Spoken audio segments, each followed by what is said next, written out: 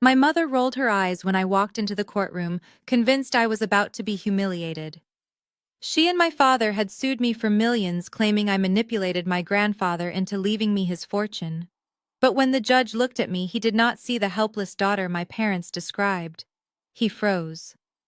"Wait, the charges are against you, Miss Sterling," he asked, his voice trembling slightly. My parents exchanged confused glances. They had no idea that the woman they called a failure was actually the legal strategist who wrote the very laws they were trying to use against me.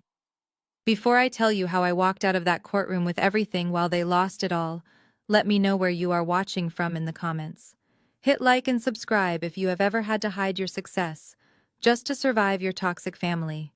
I am Isis Sterling, 32 years old, and to my family I am a ghost, a mistake, someone to be hidden away.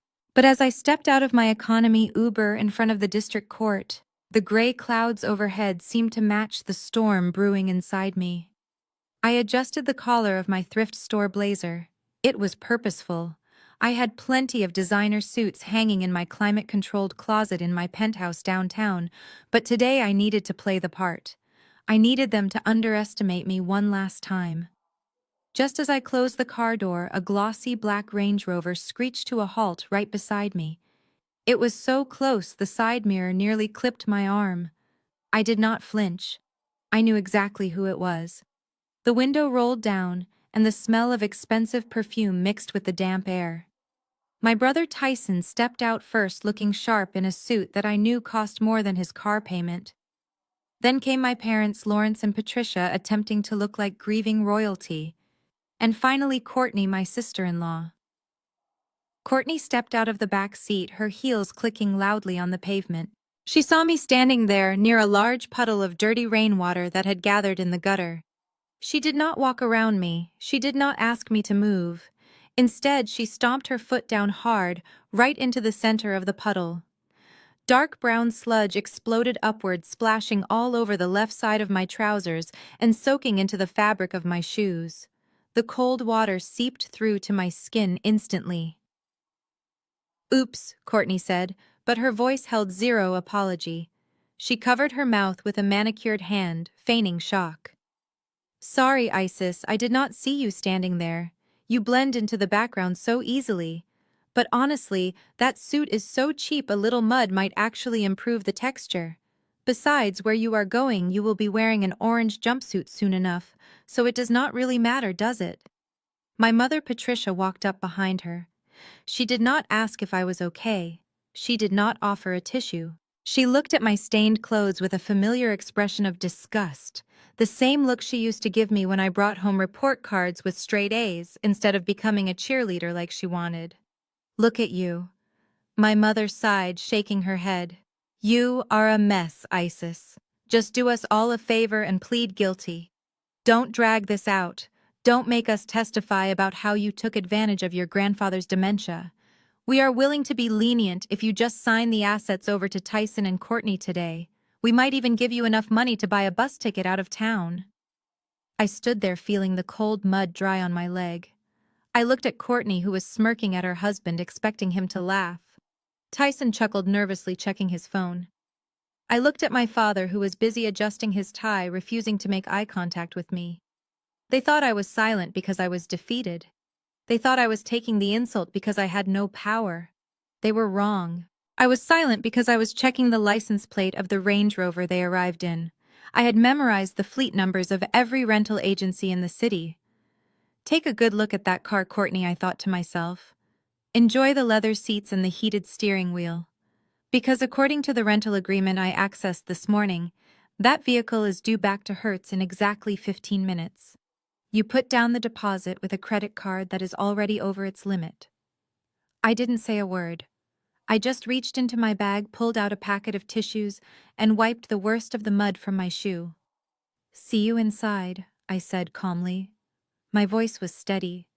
It unnerved them. They expected tears. They expected begging. Courtney scoffed and linked arms with my mother. "Let us go, Patricia," she said, loud enough for the gathering crowd to hear. "We do not want to be seen with the help." As they walked up the marble steps of the courthouse laughing and taking selfies, I felt a sense of déjà vu. The cold dampness on my leg took me back immediately to last week. To the day everything finally broke. To the funeral. 7 days ago, the air was just as cold. The heavy oak doors of the First Baptist Church were thrown open, and the sound of the organ spilled out into the street. It was the funeral of Cyrus Sterling, my grandfather, a titan of real estate, a man who built an empire from nothing. To the world, he was a businessman. To me, he was the only person in this family who ever remembered my birthday. I had arrived early, wanting to have a moment of peace with him before the circus arrived. I walked down the center aisle towards the front. The first pew was draped in velvet, reserved for immediate family. My name Isis was printed on a small card placed on the seat right next to where my father would sit. Grandfather had requested it explicitly in his funeral instructions. I sat down staring at the closed casket, fighting back tears. I missed him. I missed his gravelly voice telling me that I was the smartest shark in the ocean even if I swam in silence. Suddenly I felt a sharp grip on my upper arm. It was not a comforting touch, it was a claw. I looked up to see my mother Patricia looming over me. Her black hat was enormous, covering half her face, but I could see the fury in her eyes. "Get up," she hissed. "Excuse me?" I whispered, confused. I said, "Get up, Isis." My mother repeated louder this time. "This row is for the grieving family. This is for the legacy. People are going to be taking photos today. The mayor is coming. We need to present a united, successful front. I am family." I said, my voice trembling. "I am his granddaughter." "You are a distraction," she snapped.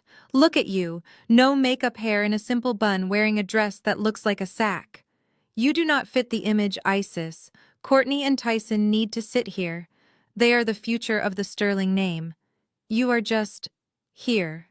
She physically pulled me up from the seat. She crumbled the name card that said Isis Sterling and shoved it into her purse. "Go to the back," she ordered, pointing a gloved finger toward the heavy entrance doors. "Stand by the guest book, hand out the programs, make yourself useful for once, and try not to let anyone see you crying. It looks weak." I looked at my father, hoping he would intervene, hoping he would say, "Patricia, stop, she is our daughter." But Lawrence Sterling just looked through me as if I were made of glass. "Listen to your mother, Isis," he muttered. "Courtney needs the seat. She is grieving very hard." Courtney, who had met my grandfather exactly 3 times in her life, was currently checking her makeup in a compact mirror, waiting for me to move. "Fine," I said softly. I walked all the way to the back of the church. I stood in the drafty vestibule holding a stack of glossy programs that featured a photo of my grandfather, a photo I had taken of him laughing at a barbecue 3 years ago. From the back I watched them. I watched my parents accept condolences from the city council members, acting as if they were heartbroken. I watched Tyson and Courtney sit in the front row holding hands, pretending to wipe away tears whenever a camera flashed. They looked perfect. They looked like the grieving heirs to a fortune. But they did not know who was watching. Standing in the shadows near a marble pillar was a tall, elderly man in a gray suit. He wasn't crying. He wasn't taking photos. He was watching my mother forcefully remove me from the front row. He watched me stand by the door with my head held high, doing my duty despite the humiliation. He shook his head slowly, pulled a small leather notebook from his pocket, and wrote something down. That man was Judge Holloway, the executor of my grandfather's estate, and he was the man who would be presiding over the courtroom today. My family thought they had put me in my place at the back of the church. They didn't realize that by sending me to the back, they had given the most powerful witness in the room a front-row seat to their cruelty. Back in the present, the courtroom doors opened. My mother turned back to look at me one last time, her eyes rolling in that familiar way. "Ready to lose everything, darling," she sneered. I smiled. It was the first time I had smiled all day. "Yes, Mother," I said. "I am ready for everyone to get exactly what they deserve." I walked through the metal detectors, the mud on my shoe drying into a crust. The bailiff nodded at me. I walked past the gallery where my parents were high-fiving their expensive lawyer. I walked past the defense table. And I kept walking. "Hey, you cannot go back there," the lawyer barked. "The defendant sits here." I ignored him. I walked straight to the stack of files sitting on the prosecution's desk. The files that contained the countersuit I had filed this morning under a sealed motion. My mother laughed. Oh God, she is confused. She thinks she is the lawyer. Someone help her before she embarrasses us further. Then the gavel banged. All rise. Judge Holloway entered. He looked tired. He adjusted his glasses and looked down at the docket. Then he looked at the defense table where my parents sat smug and confident. Then he looked at the empty defendant's chair. Finally his eyes drifted to where I was standing. He stopped. He took off his glasses. He wiped them and put them back on. "Ms. Sterling," he said, his voice echoing in the silent room. My mother stood up. "Yes, Your Honor, we are here. We apologize for our daughter. She is a bit unstable. She seems to be wandering around the courtroom." The judge ignored her. He was looking only at me. "Isis," he said, using my first name with a tone of respect that made my father sit up straight. "I did not expect to see you here. I thought you were in Washington advising on the Amazon merger." I smoothed my cheap blazer. "I took a personal day, Your Honor," I replied, my voice projecting clearly without a microphone. "I had some family business to attend to." The judge looked at the lawsuit in front of him. Then he looked at my parents, whose smiles were starting to falter. "Wait," he said, flipping the page. "These people, they are suing you. They are suing the author of the Modern Inheritance Act for not understanding a will." My mother froze. Her mouth opened but no sound came out. Courtney dropped her designer purse on the floor. I turned to face them. The roll of the eyes was gone, replaced by the terrifying realization that they had walked into a lion's den thinking they were hunting a mouse. "Let's begin," I said. The mahogany conference table in the law offices of Holloway and Associates was long enough to land a small plane on. It was polished to a mirror finish, reflecting the ornate crystal chandelier hanging above. My family sat around it like vultures waiting for a carcass to be served on a silver platter. I sat in the far corner on a folding chair that I had pulled out from against the wall because nobody had bothered to leave a seat for me at the main table.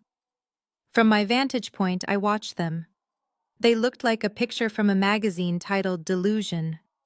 My mother Patricia was adjusting the enormous diamond brooch on her lapel, a piece of jewelry I knew for a fact was a high-quality replica because she had pawned the real one 3 months ago to pay the country club dues. My father Lawrence was leaning back in the plush leather executive chair, looking at the ceiling with a smug expression, as if he had already spent the money he did not yet have. And then there were the lovebirds.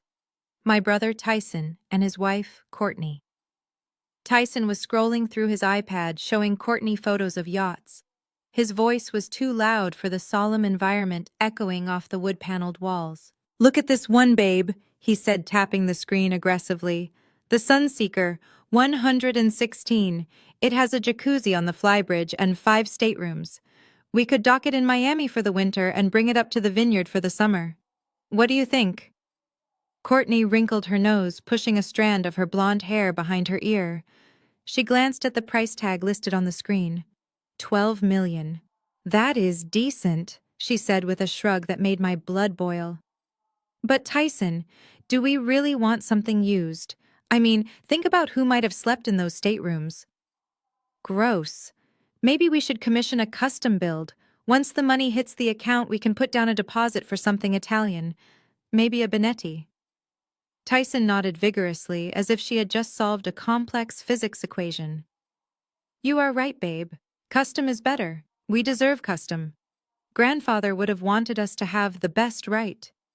I almost laughed out loud. Grandfather drove a 10-year-old Ford truck until the day he died. He hated boats. He called them holes in the water you throw money into. But I stayed silent, digging my fingernails into my palms. My father chimed in, his voice dripping with arrogance. Don't forget the Hamptons property, Tyson. Your mother and I have already spoken to a realtor about that estate on Meadow Lane, the one with the 9-car garage. We need a place big enough to host the senator next month. It is important for the family image. Of course, Dad, Tyson replied. We will buy the whole block if we have to. The Sterling name is about to own the East Coast. They carried on like this for 20 minutes, spending millions of imaginary dollars, designing imaginary lives.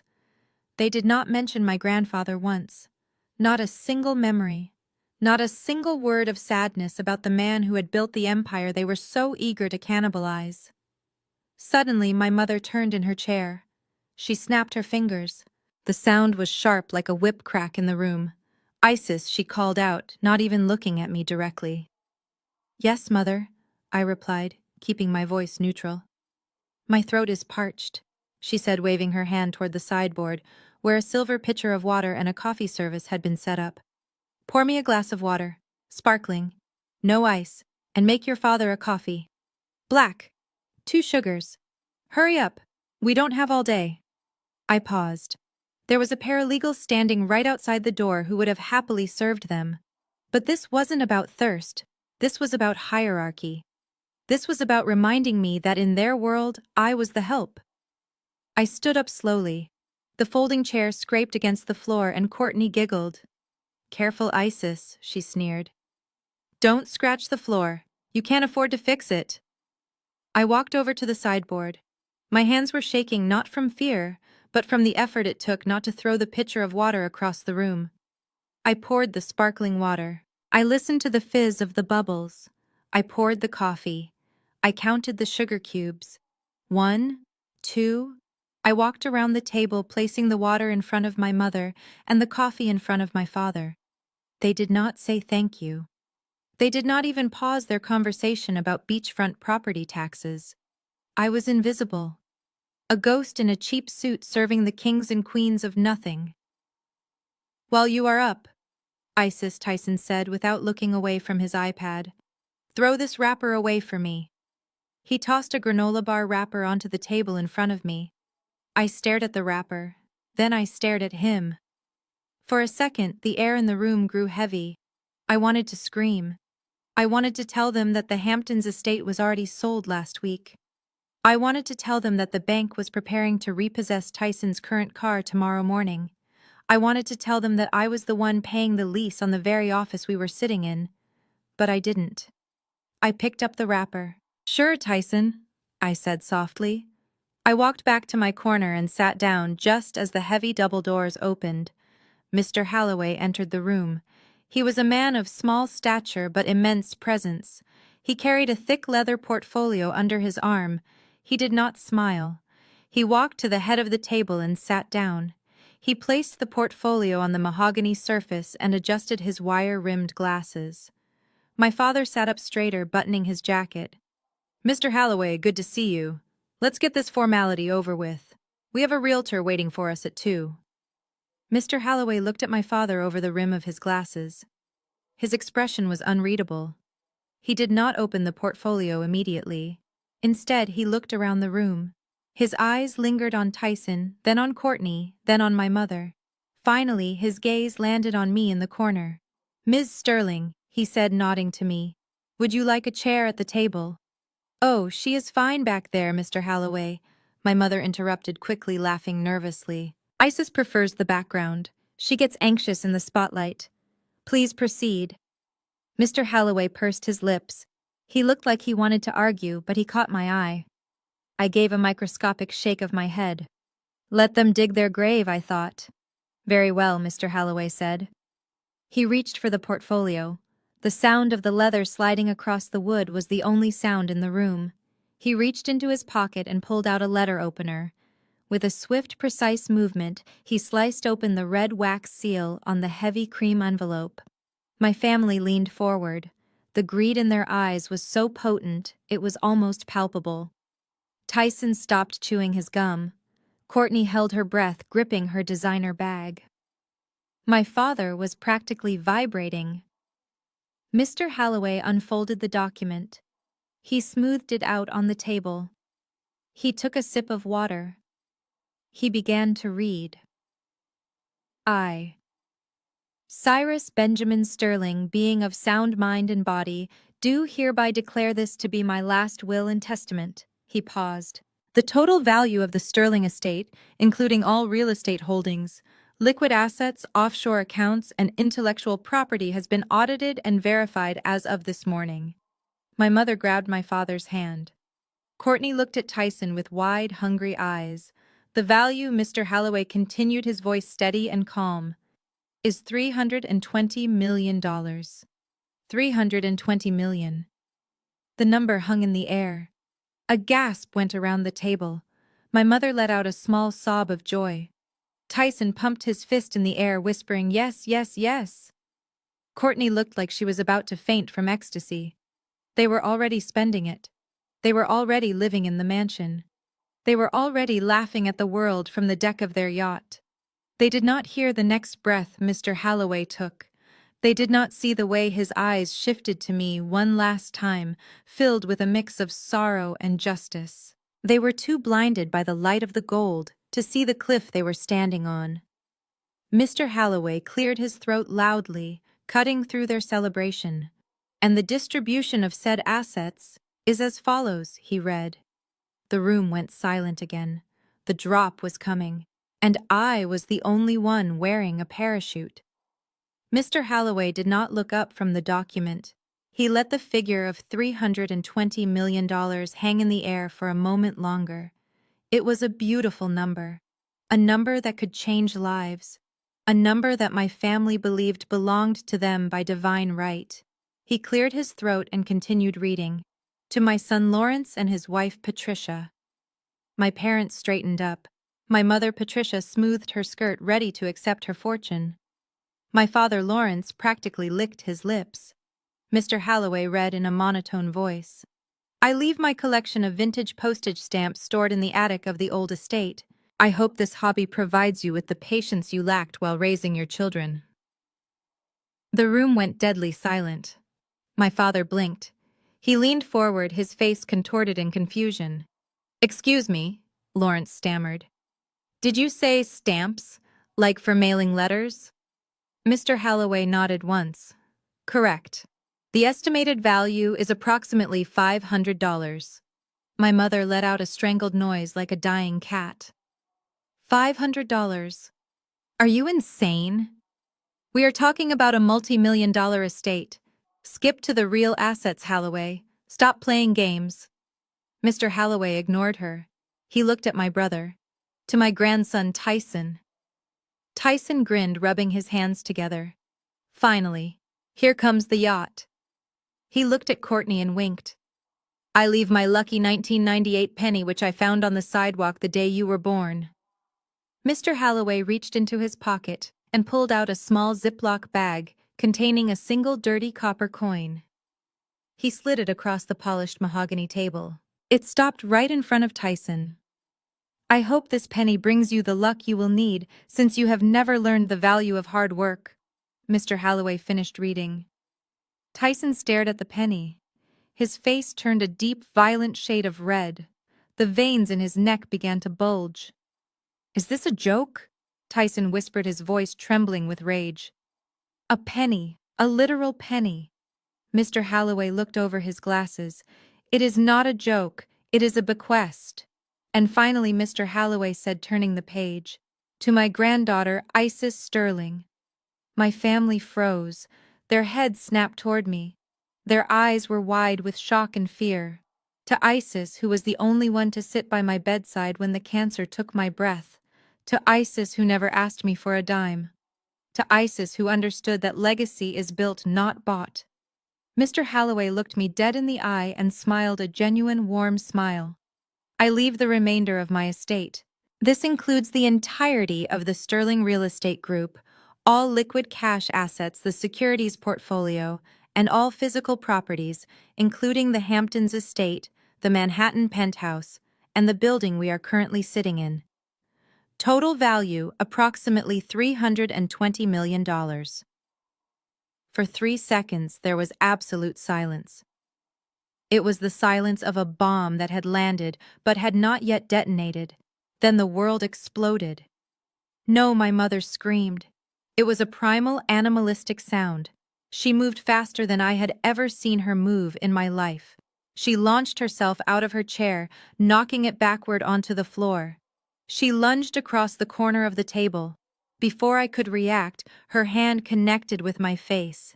The sound of the slap echoed through the room like a gunshot. It was sharp and stinging. My head whipped to the side.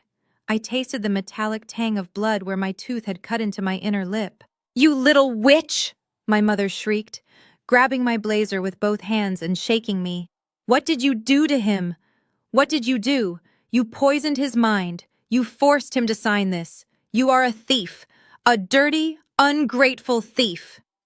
Mr. Halloway was on his feet shouting, "Mrs. Sterling, unhand her immediately, or I will call security." But the chaos had just begun. Tyson slammed his fist onto the table so hard the water pitcher rattled. "She drugged him," Tyson yelled, pointing a shaking finger at me. "I read about this. She gave him too much morphine so he would not know what he was signing. That is the only explanation. Grandfather hated her. Everyone hated her." Courtney stood up, her face twisted into a mask of pure hatred. The sophisticated socialite facade was gone completely, replaced by something ugly and raw. "You cannot do this," Courtney screamed at me, her voice shrill and piercing. "That money belongs to Tyson. That money belongs to my children.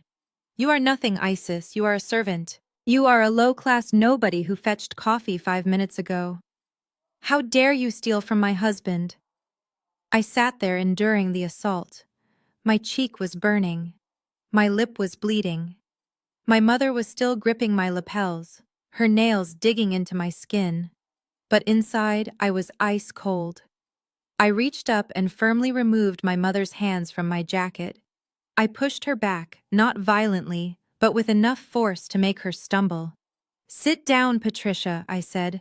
My voice was low, but it cut through the screaming like a knife. My mother gasped, clutching her pearls, looking at me as if I had spoken in a foreign language. I had never called her by her first name before. "You are going to jail!" Tyson shouted, pacing the room like a caged animal. "I am going to sue you for everything. I am going to make sure you rot in a cell for elder abuse. You manipulated a dying old man. You are a predator, Isis, a sick, twisted predator." Courtney walked around the table and stood right in front of me. She leaned down, her expensive perfume suffocating me.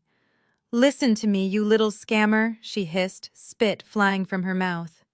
"You are going to sign a document right now transferring everything to Tyson. If you do not, I will destroy you. I will tell everyone what you really are. A fraud, a nobody, a charity case we kept around out of pity." She poked me hard in the chest with her manicured finger. "Fix this, now, or you will regret the day you were born." I looked at Courtney. Then I looked at Tyson, still red-faced and panting. Then I looked at my mother, who was leaning against the wall, sobbing dramatically about how her life was ruined. I slowly reached into my pocket and pulled out a white handkerchief. I dabbed the corner of my mouth, checking the blood. It was bright red against the white fabric. I looked at the blood for a moment. Then I looked up at them. "Are you finished?" I asked calmly. Tyson looked like he was about to stroke out. "Finished. We are just getting started."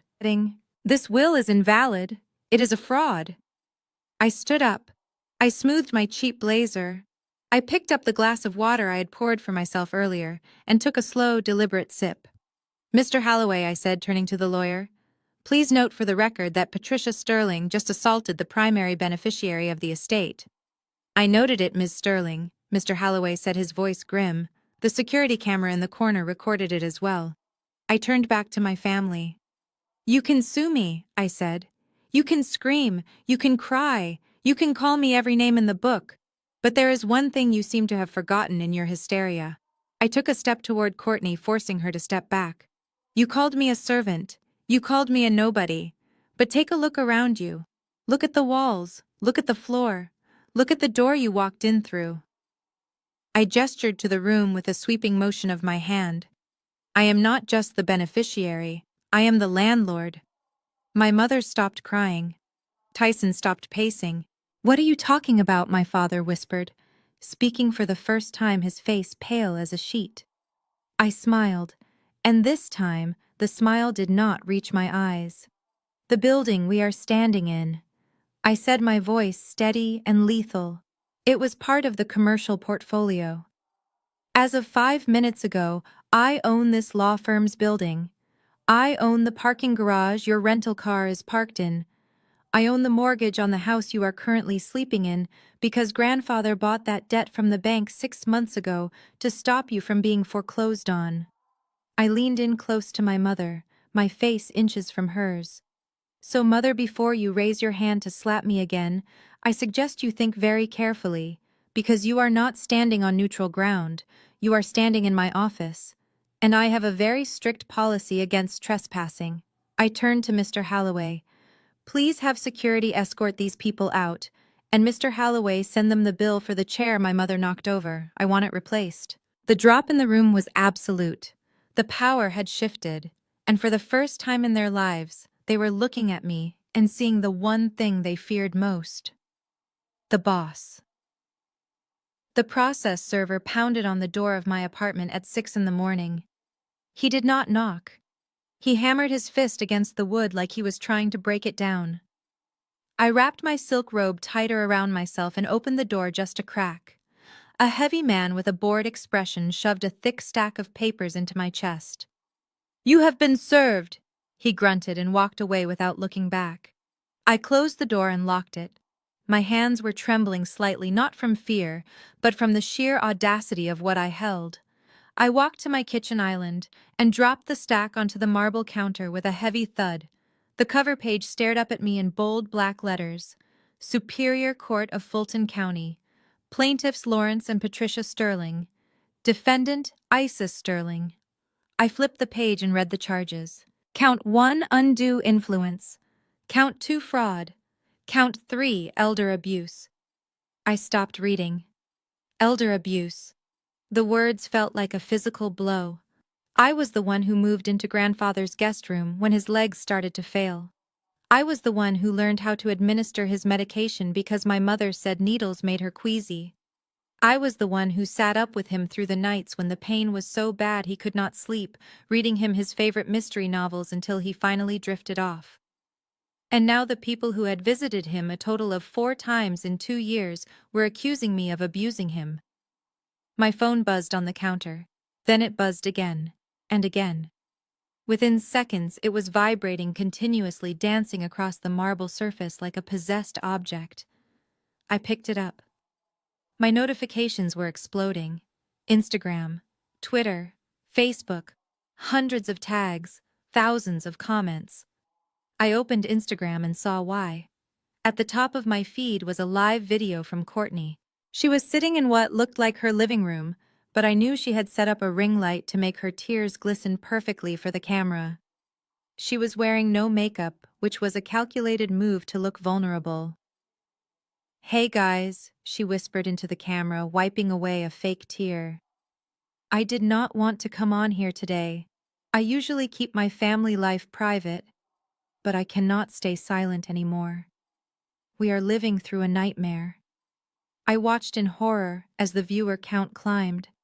5,000, 10,000, 15,000. "My husband's grandfather passed away last week," she continued, her voice breaking theatrically. "We loved him so much. But we found out today that he was being controlled." She paused to let the chat fill with sympathetic emojis. "His caretaker," she said, refusing to use my name. "She isolated him. She changed the locks. We tried to visit. We brought food. We brought gifts. But she would not let us in. She told us he was sleeping or that he did not want to see us. We found out later that she was starving him to make him weak so he would sign over his assets to her."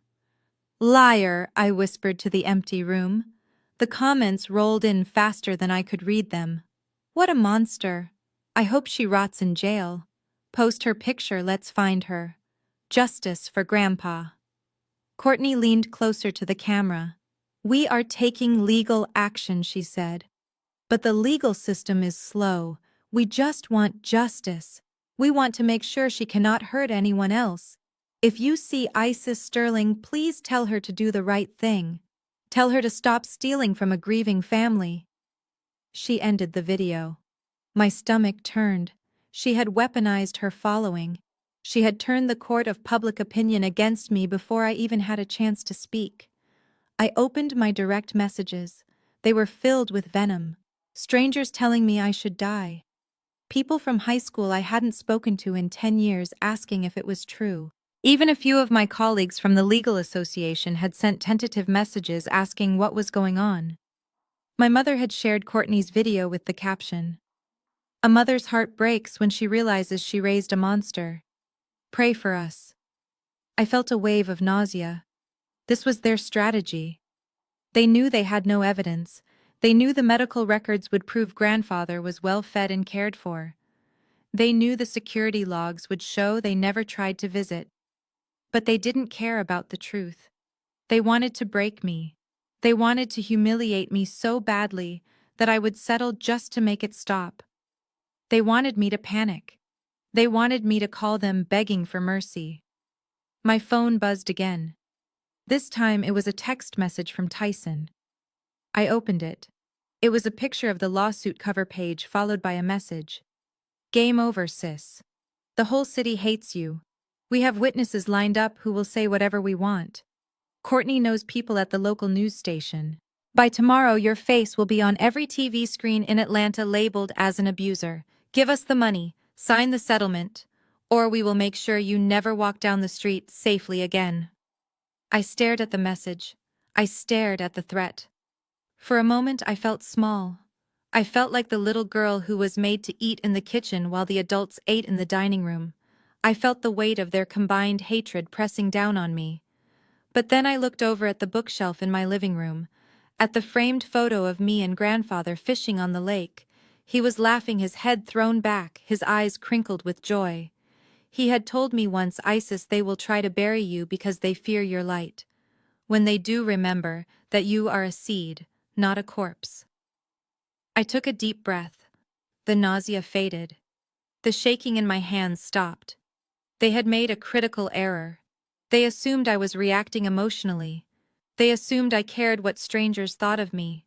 They assumed I was playing by the rules of a family spat. But I wasn't. I was playing a game of high-stakes chess, and they had just moved their queen into a trap. Courtney's video was defamation per se. My mother's post was libel. Tyson's text message was extortion. I picked up the thick stack of legal papers. I walked over to the corner of my office where my heavy-duty industrial shredder sat. I did not shred the lawsuit. I needed that. Instead, I printed out a screenshot of Tyson's text message. I printed out a transcript of Courtney's video. Then I took the letter my brother had sent me last week, the one where he offered to let me live in the guest house if I helped him commit tax fraud on the estate. I fed Tyson's threat into the shredder. The machine roared to life, its metal teeth tearing the paper into confetti. I watched the strips of paper fall into the bin. I smiled. It was a cold, dangerous smile. "You want a villain?" I said to the empty room. "Fine. I will be the villain." I walked back to my computer. I opened a secure folder named Operation Payback. I dragged the recording of Courtney's video into it. Then I opened my email and drafted a message to my private investigator. Subject: green light. Message: they have escalated. Release the Las Vegas surveillance footage. And send the unredacted bank statements to the district attorney. I hit send. Let them have their internet fame for today. Let them enjoy the likes and the sympathy. Because tomorrow they were going to learn the difference between a social media influencer and a legal executioner. I went to my closet and pulled out my suit for court. It was navy blue, sharp, professional, armor. "I am not the victim here," I whispered. "I am the karma you never saw coming." The champagne flowed like water through the grand ballroom of my grandfather's estate. It was ironic because the people drinking it could not afford a bottle of water, let alone the cases of Dom Perignon stacking up in the recycling bin. My parents Lawrence and Patricia had decided that the best way to win a lawsuit was to pretend they had already won. They threw a victory gala before the judge had even banged his gavel. They called it a celebration of life for Cyrus Sterling, but everyone in the room knew what it really was. It was a networking event for my family to show off money they did not have to people who did not care about them. The house looked exactly as my grandfather had left it, but the atmosphere was twisted. The warm smell of his pipe tobacco and old books was replaced by the overpowering scent of expensive floral arrangements. Lilies. Thousands of white lilies. My mother had ordered them this morning, charging the $20,000 bill to the estate account she assumed she would have access to by next week. I was not there in person. I would not step foot in that snake pit, but I was there in spirit, or rather, in digital frequency. 3 miles away, parked in a nondescript black van on a side street, I adjusted the volume on my headphones. The audio feed was crystal clear. I had installed the listening devices in the crown molding of the ballroom 3 years ago, when grandfather was worried about his nursing staff stealing silver. He never caught a nurse, but tonight I was catching my entire family. I listened as my mother Patricia worked the room. I could hear the clinking of her jewelry and the fake high-pitched laugh she used when she was trying to impress the mayor's wife. Oh yes, it has been so difficult. Patricia sighed, her voice dripping with performative grief. But we are holding up. We are strong. Lawrence is planning to expand the business internationally next year. We are thinking Dubai or perhaps Singapore. I let out a dry laugh in the empty van. Dubai. My father could not even navigate a spreadsheet, let alone an international expansion. The audio shifted as the microphone picked up Courtney's voice near the fireplace. She was speaking to a group of her country club friends. "We are going to gut this entire room," she announced loudly. "It is so dark and depressing, isn't it? All this dark wood, it feels like a museum. We are going to knock down that wall, open up the space, and paint everything white. Minimalist, modern, and that library has to go. Who reads books anymore anyway? We are going to turn it into a wine cellar and tasting room." My hand tightened around the pen I was holding.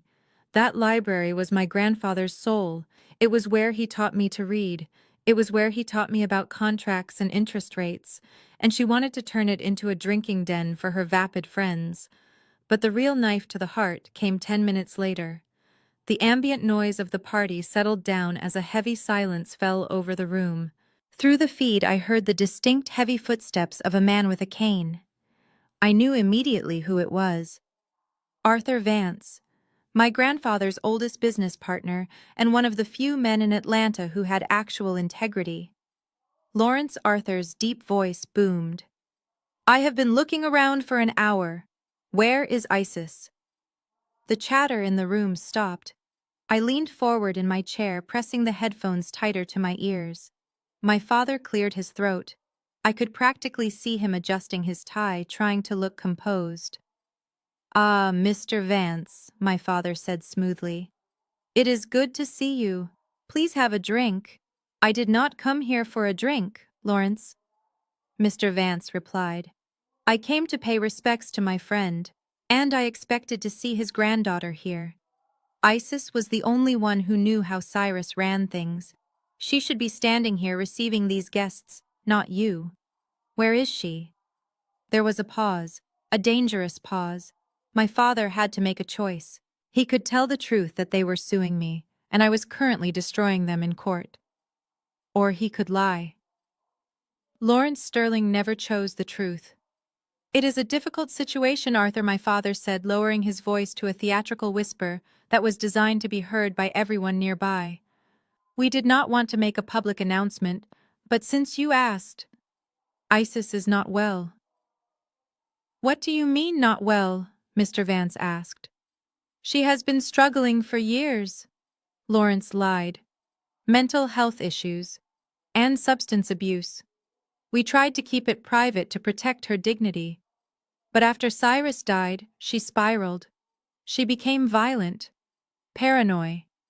She started making wild accusations claiming the will was fake, attacking her mother. A collective gasp went through the room. We had no choice but to intervene. My mother. Patricia chimed in, her voice trembling perfectly. We sent her to a facility in Arizona, a very exclusive rehabilitation center. We are paying for everything, of course. We just want our little girl to get clean. That is why she is not here tonight. She is in detox. My heart hammered against my ribs. I stared at the console in front of me. The recording light was blinking steady and red. Is that so? Mr. Vance asked slowly. I spoke to Isis last week. She seemed perfectly fine to me, sharp as a tack. That is the thing about addicts. Arthur, my father said quickly. They are master manipulators. They can hide it so well. But we found the pills in her apartment. We found the empty bottles. It broke my heart, Arthur. It truly did. That is why we are contesting the will, you know. We cannot let a drug addict control the Sterling Empire. She would sell it all for her next fix in a week. We are doing this to save her from herself. The crowd murmured in agreement. Poor Lawrence. Poor Patricia. Such good parents, dealing with a junkie daughter while grieving their father. They are saints. I slowly took off the headphones. The silence in the van was sudden and heavy. They had not just stolen my money. They were stealing my reputation. They were painting me as unstable and dangerous to ensure that even if I won the money, no one in this town would do business with me. They were scorching the earth so I would have nowhere to stand. I looked at the digital file on my screen. Recording saved. My father thought he was saving his reputation. He thought he was being clever. But he had just admitted to slander in front of 50 witnesses and a high-fidelity microphone. He had just given me the ammunition to not only win the lawsuit, but to file a separate defamation claim that would bankrupt him personally. I reached for my phone. I dialed the number for the rehab center in Arizona, the one they claimed I was currently checking into. Hello, this is Serenity Springs. How can I help you? A receptionist answered. Hi. I said, my voice calm and professional. My name is Isis Sterling. I am calling to confirm that I am currently a patient in your facility. There was a confused pause. Excuse me, ma'am. If you are calling me, then you are obviously not a patient here. Exactly, I said. I need you to pull your admission records for the last month.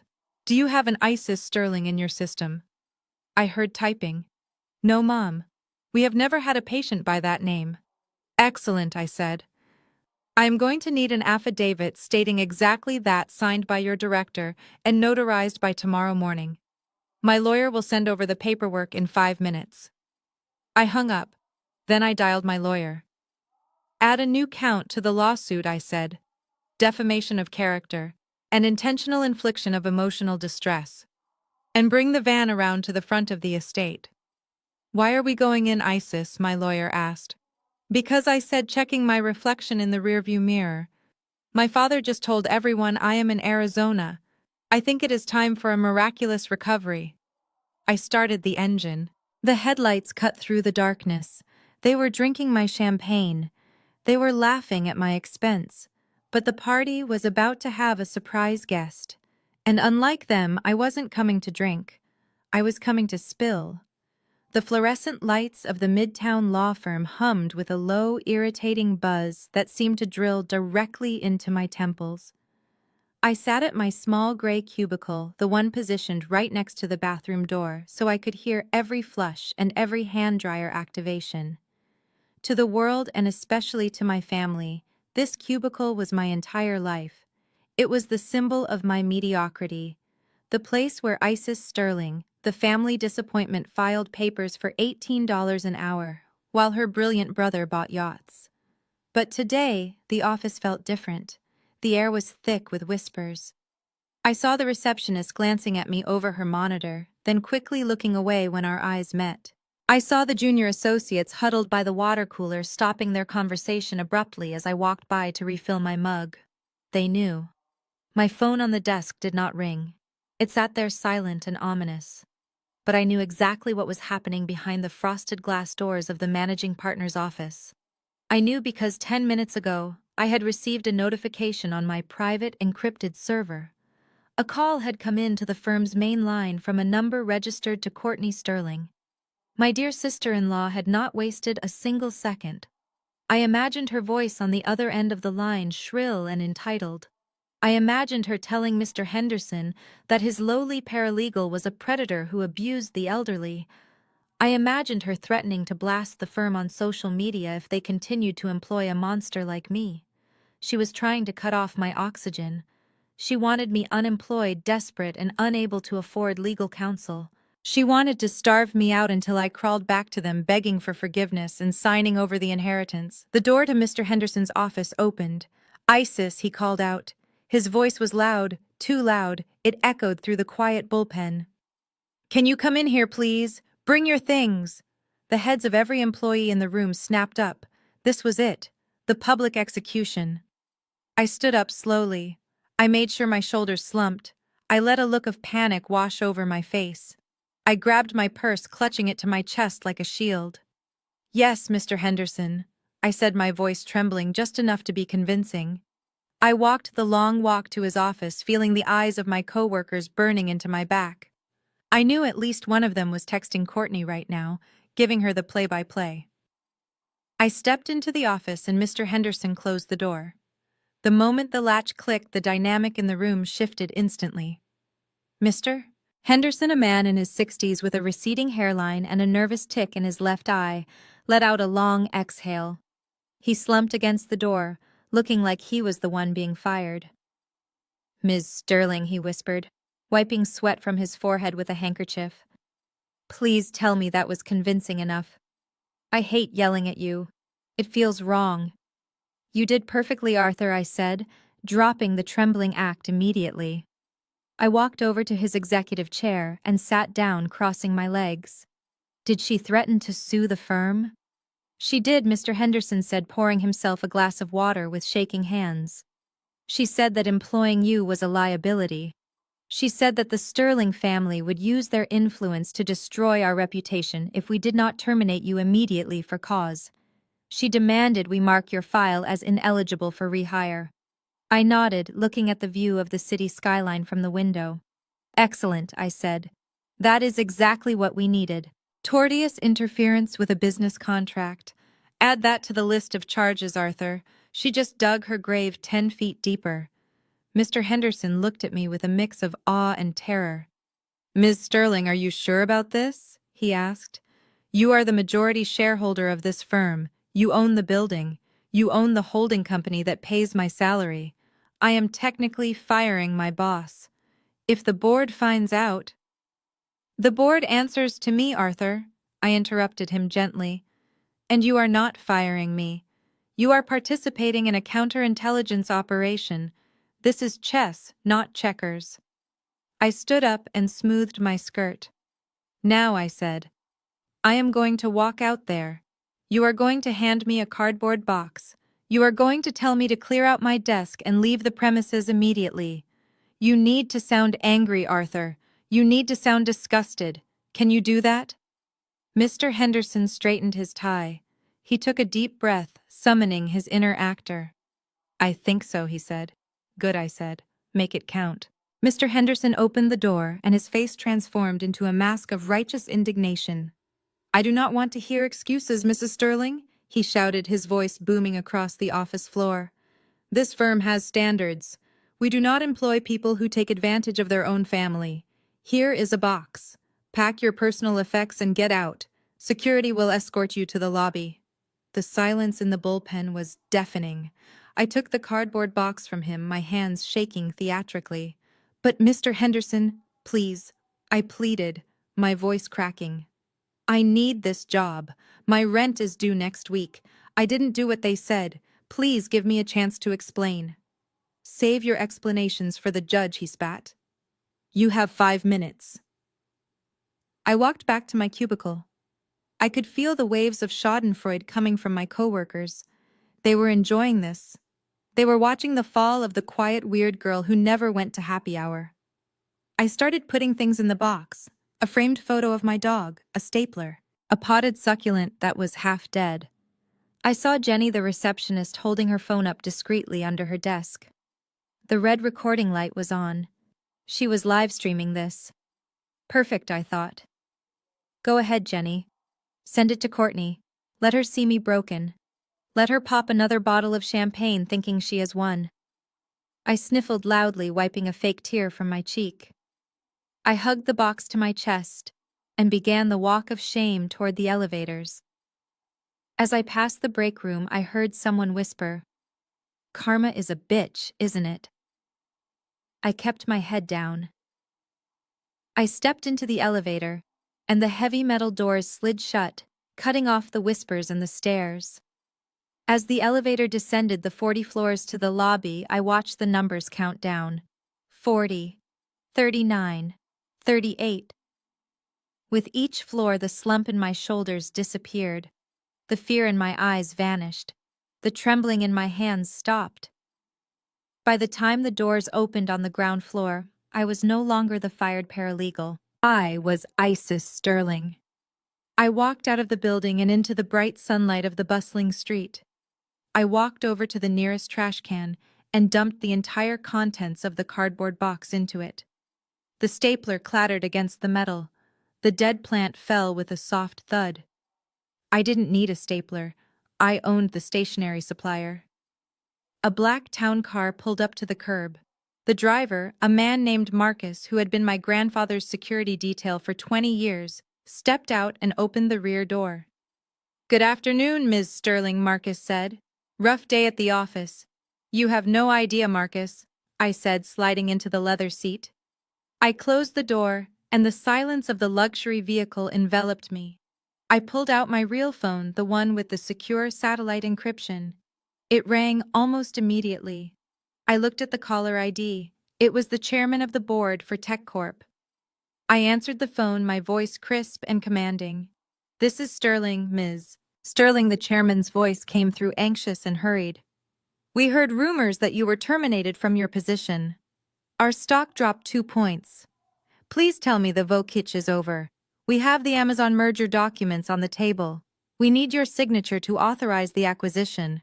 We cannot move $1 billion without your approval." I leaned back in the seat, watching the law firm building disappear in the rearview mirror. "Relax, gentlemen," I said. "The play is over." The termination was a strategic maneuver to expose a hostile party. I am currently en route to the airfield. Have the jet prepped and the contracts ready. "But Ms. Sterling, what about your family?" the chairman asked. "The news is saying they destroyed you." I smiled. A cold, predatory smile. "My family thinks they cut off my income," I said. "They think they took a pawn off the board. They have no idea they just freed the queen to move across the entire map." I hung up the phone. "Marcus, take me to the airport," I said. "And Marcus, send a flower arrangement to Mr. Henderson, white lilies, with a note that says, 'Best performance in a supporting role.'" Courtney wanted a war. She wanted to see me unemployed. Well, she got her wish. The paralegal was unemployed. But the CEO was just getting started. And unlike the paralegal, the CEO did not have an HR department to hold her back. The elevator ride to the 45th floor was silent and smooth. It was the only time in my day where I felt truly weightless. When the doors slid open, they did not reveal a hallway or a reception desk. They opened directly into my sanctuary. I stepped out onto the polished concrete floor of my penthouse. The entire east wall was glass, offering a panoramic view of the Atlanta skyline. From up here, the people below looked like ants. The lawyers, the judges, the social climbers. Like my family, they were all just tiny dots rushing around in a maze that I could see from above. I kicked off my cheap shoes, the ones I wore to play the role of the struggling paralegal. I walked barefoot across the heated floors to the biometric scanner on the wall. I placed my palm against the cool glass panel. A soft blue light scanned my handprint. "Welcome home, Ms. Sterling," the automated system said in a soothing voice. I walked into the main living area. It was sparse and modern. A white Italian leather sofa, a grand piano that I played when the stress became too much, and on the coffee table, a stack of legal briefs for the Supreme Court case I was currently ghostwriting. My family thought I filed papers for $18 an hour. They thought I lived in a studio apartment in a bad neighborhood, because that is the address I gave them. That is the apartment I rented just to keep up the charade. But the truth was far more lucrative. I am what the legal world calls a ghost. When a top-tier law firm has a case they cannot afford to lose, but their partners are too busy golfing to do the actual work, they call me. I research the precedents. I find the loopholes. I write the closing arguments that make juries weep and judges nod in agreement. Then I hand the file over. The famous lawyer takes the credit, and I take a check with 6 zeros on it. I have won cases for pharmaceutical companies. I have defended tech giants. I have written the very laws that govern inheritance tax in this state. And my parents thought I was too stupid to understand a will. I walked past the kitchen where my chef had left a prepared meal in the refrigerator and headed straight for the double doors at the end of the hall. This was the only room in the house that my cleaning staff was not allowed to enter. I punched in the code. The heavy magnetic locks disengaged with a solid thud. I pushed the doors open and stepped into my war room. The room was illuminated by the blue glow of 6 computer monitors arranged in a semicircle. But the real focus was the walls. 3 of the 4 walls were covered in clear glass whiteboards, and on those boards, I had mapped out the entire anatomy of the Sterling family's destruction. It looked like the lair of a serial killer or a detective obsessed with a cold case. Red string connected photos to bank statements. Green marker circled dates and times. Black ink detailed every lie they had told in the last decade. I walked over to the wall labeled Lawrence and Patricia. I picked up a red marker. I looked at the complex web of shell companies my father had set up.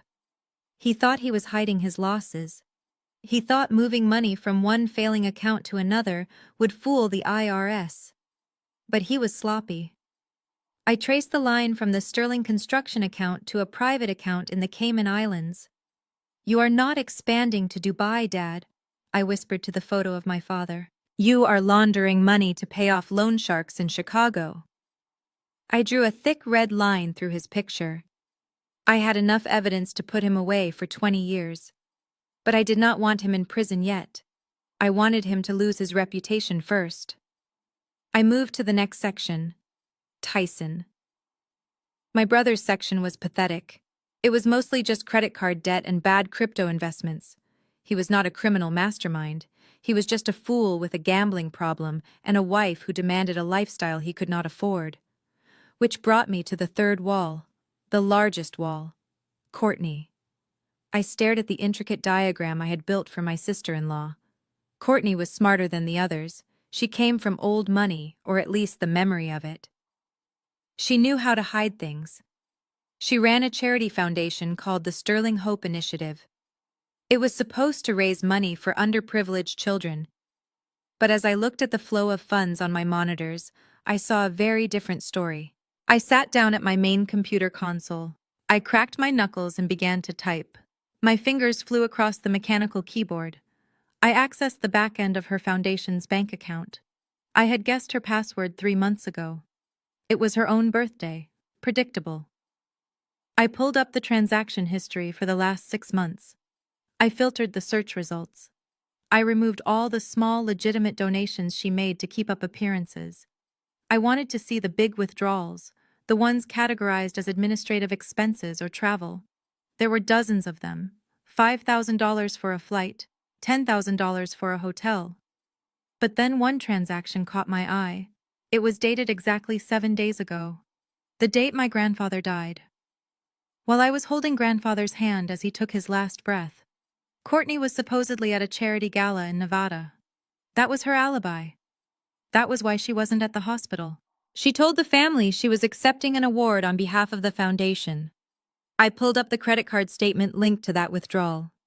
It wasn't a hotel ballroom charge. It wasn't a catering charge.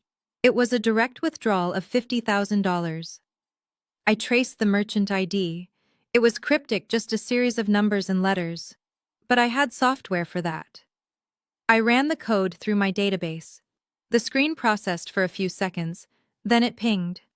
The merchant name appeared in bright green text. The Sapphire Palace Casino Las Vegas. High Limit Lounge. I leaned back in my chair. A cold smile spread across my face. She wasn't at a gala. She was at a casino, and she wasn't spending her own money. She was gambling with the money donated for sick children.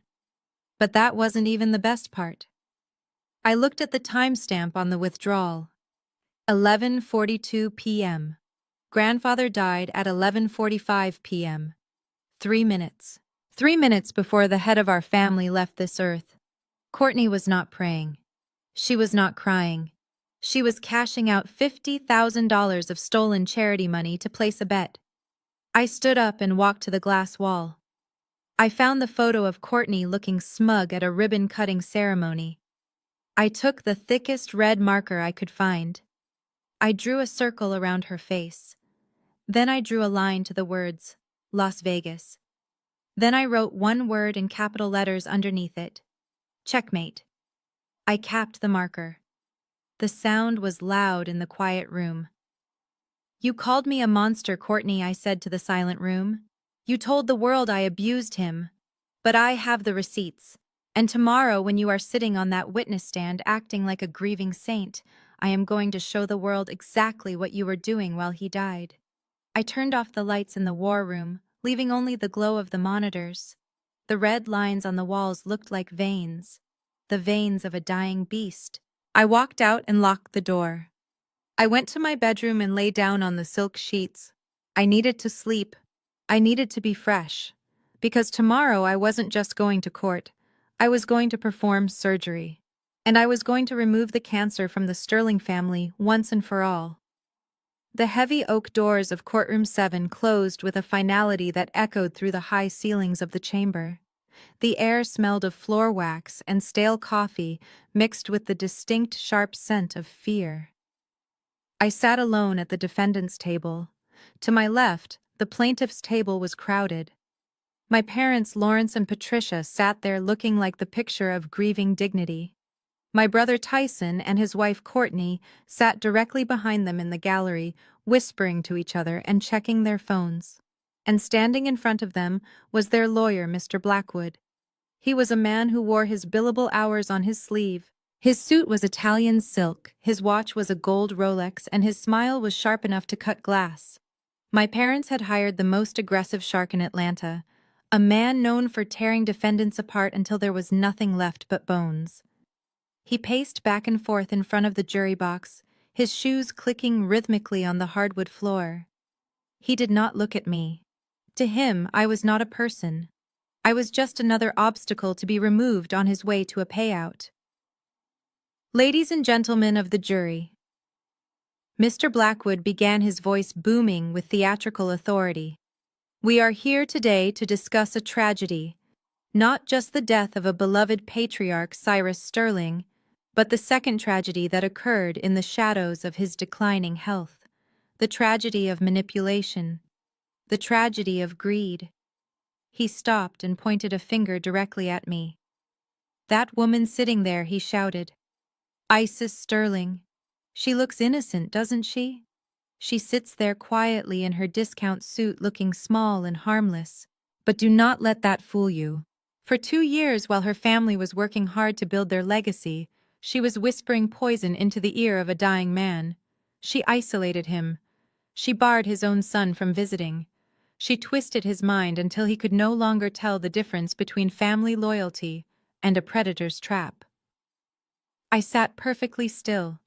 I did not flinch. I did not shake my head. I kept my hands folded on the empty table in front of me. I stared straight ahead, focusing on the grain of the wood on the judge's bench. My silence was not submission, it was strategy. In my line of work, I had learned that the person who speaks first loses. The person who reacts shows their hand. So I became a statue, a gray rock that gave them nothing to latch onto. Mr. Blackwood continued his opening statement, painting a vivid and completely fabricated picture of my life. He described me as a failed artist, a drifting soul who had never held a real job. He claimed I was bitter about my siblings' success. He claimed I saw my grandfather not as a loved one, but as a winning lottery ticket. Isis Sterling saw an opportunity, he said, leaning on the jury rail. She saw a vulnerable old man with a heavy checkbook and she pounced. She traded trays of soup for millions of dollars. And today, we are asking you to right that wrong. We are asking you to return the sterling legacy to its rightful owners." He sat down looking satisfied. My mother patted his arm affectionately. The bailiff stood up. "The prosecution calls Patricia Sterling to the stand." My mother stood up slowly. She was wearing a modest black dress and a single strand of pearls. She looked nothing like the woman who had screamed at me in the lawyer's office yesterday. She looked fragile. She held a tissue in her hand, dabbing at dry eyes before she even took the oath. She walked to the witness stand and sat down. She looked at the jury with wide, tearful eyes. "Mrs. Sterling, Mrs. Sterling," Blackwood asked softly, "can you tell the court about your relationship with your daughter Isis?" My mother let out a shaky breath. She looked at me for a brief second, and the look of sadness on her face was so convincing it almost made me applaud.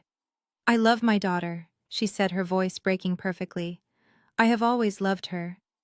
But Isis has always been difficult. Even as a child, she was distant. We tried to include her. We tried to give her the same opportunities as Tyson. But she rejected us. She rejected our help. She preferred to be alone." "And how did this affect her relationship with your father, Cyrus Sterling?" Mr. Blackwood asked. My mother wiped her nose with the tissue. "When my father got sick, we wanted to hire the best nurses. We wanted him to be comfortable. But Isis insisted on moving in. We thought she was trying to be helpful. We thought she finally wanted to be part of the family. But then, she stopped answering our calls." She paused, letting a tear roll down her cheek. "I went to the house every week," she sobbed. "I brought his favorite meals. I brought photos of the grandchildren. But Isis would meet me at the door. She would tell me he was sleeping. She would tell me he didn't want to see me. I begged her. I just wanted to hold my father's hand. But she slammed the door in my face. She stole those last moments from me. I listened to her lie. I felt the anger rising in my chest, hot and sharp. I remembered those visits. I remembered them vividly. She did come to the door, but she didn't bring meals. She brought documents. She brought power of attorney forms she wanted him to sign. She brought real estate agents to appraise the house while he was still living in it. And when I told her he was too weak to see her, she didn't beg. She screamed. She called him a stubborn old goat and told me to get out of her way. But the jury didn't know that. All they saw was a weeping mother and a cold, silent daughter. Mr. Blackwood handed her a glass of water. "Take your time, Mrs. Sterling." "Thank you," she whispered. "It hurts so much to say this. But I believe Isis realized that if we spent time with him, we would see that his mind was failing. She needed him isolated so she could convince him to change the will. She took advantage of his dementia. It is the only explanation for why a man who built an empire would leave everything to a girl who has never worked a day in her life." The jury turned to look at me. Their eyes were hard. They saw a monster. They saw a parasite. I remained frozen. I did not take notes. I did not whisper to a co-counsel. I just sat there alone at the wide wooden table, my silence filling the room like a heavy fog. Mr. Blackwood finished his questioning. "Thank you, Mrs. Sterling, your witness." He gestured toward me, expecting a lawyer to stand up and cross-examine her. The judge looked at me. The opposing counsel looked at me. The entire room waited.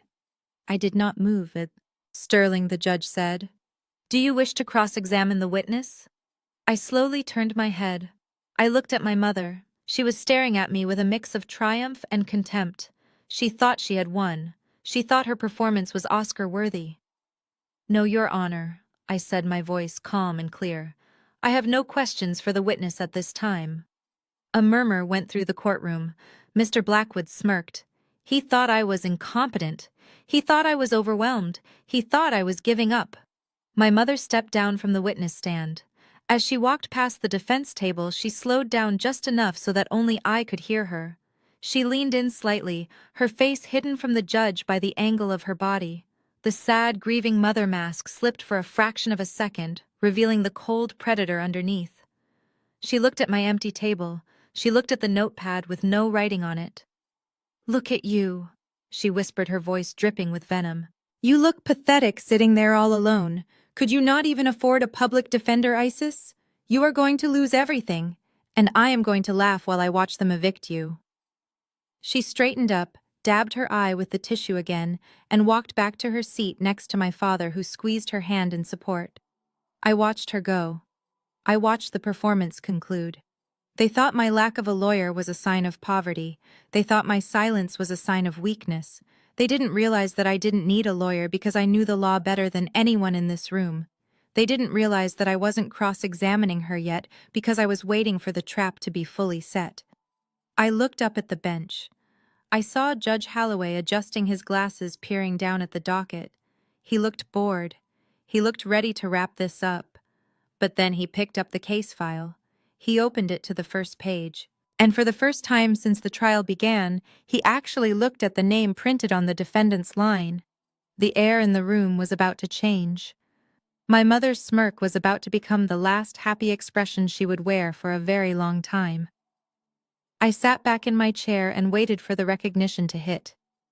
The courtroom was filled with a low hum of whispers that sounded like a hive of angry bees. My mother had returned to her seat next to my father, and she was putting on a masterclass in performative grief. She dabbed at her dry eyes with a lace handkerchief, while my father rubbed her back, acting the part of the supportive husband. Even the jury looked moved. I could see the older woman in the front row shaking her head at me, looking at me with undisguised disgust. To them, I was exactly what Mr. Blackwood had painted me to be. A cold, heartless failure who had preyed on a dying man. Mr. Blackwood was leaning back in his chair, looking satisfied.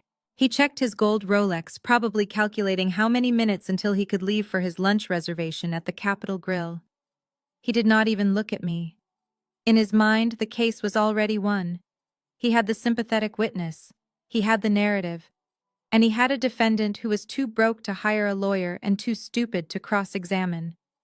I sat alone at the defendant's table. My hands were folded on the empty surface. I did not fidget. I did not look down. I kept my eyes fixed on the man sitting high above us all. Judge Holloway. He was a man known for his impatience with frivolous lawsuits. He was currently flipping through the case file with a frown on his face. He looked bored. He looked like a man who wanted to be anywhere else. He picked up a pen and tapped it rhythmically against the bench, a sound that echoed in the silent room. He turned a page, then another. Then he stopped. The tapping ceased. Judge Holloway leaned forward. He squinted at the document in front of him. He reached up and adjusted his wire-rimmed glasses, pushing them up the bridge of his nose. He brought the paper closer to his face, as if he could not believe what he was reading. He looked up. His eyes scanned the courtroom, passing over Mr. Blackwood, passing over my parents, and landing squarely on me. He stared at me for a long, uncomfortable moment. It was not the look of a judge looking at a criminal. It was the look of a scholar recognizing a peer. He looked back down at the paper, then back at me. "Excuse me," the judge said. His voice was not loud, but it carried a weight that instantly silenced the murmurs in the gallery. Mr. Blackwood stood up, buttoning his jacket, thinking the judge was addressing him. "Yes, Your Honor. If you are ready to issue a summary judgment, we are certainly—" "Sit down." "Mr. Blackwood," the judge snapped without looking at him. "I am not talking to you." Mr. Blackwood froze, his mouth hanging open slightly. He sank back into his chair, confused. The judge turned his entire body toward me. He took off his glasses and held them in his hand. "Ms. Sterling," the judge said. I stood up slowly. "Yes, Your Honor." The judge looked at the file again. "I am looking at the defendant's full legal name here. Isis Amara Sterling. Is that correct?" "Yes, Your Honor, that is correct." And the judge continued, his voice taking on a tone of genuine disbelief. "Are you the same Isis Sterling who authored the paper titled The Ethics of Testamentary Capacity in the Modern Era, published in the Harvard Law Review last year?" I nodded once. "I am, Your Honor." The judge let out a short, stunned breath. He leaned back in his leather chair.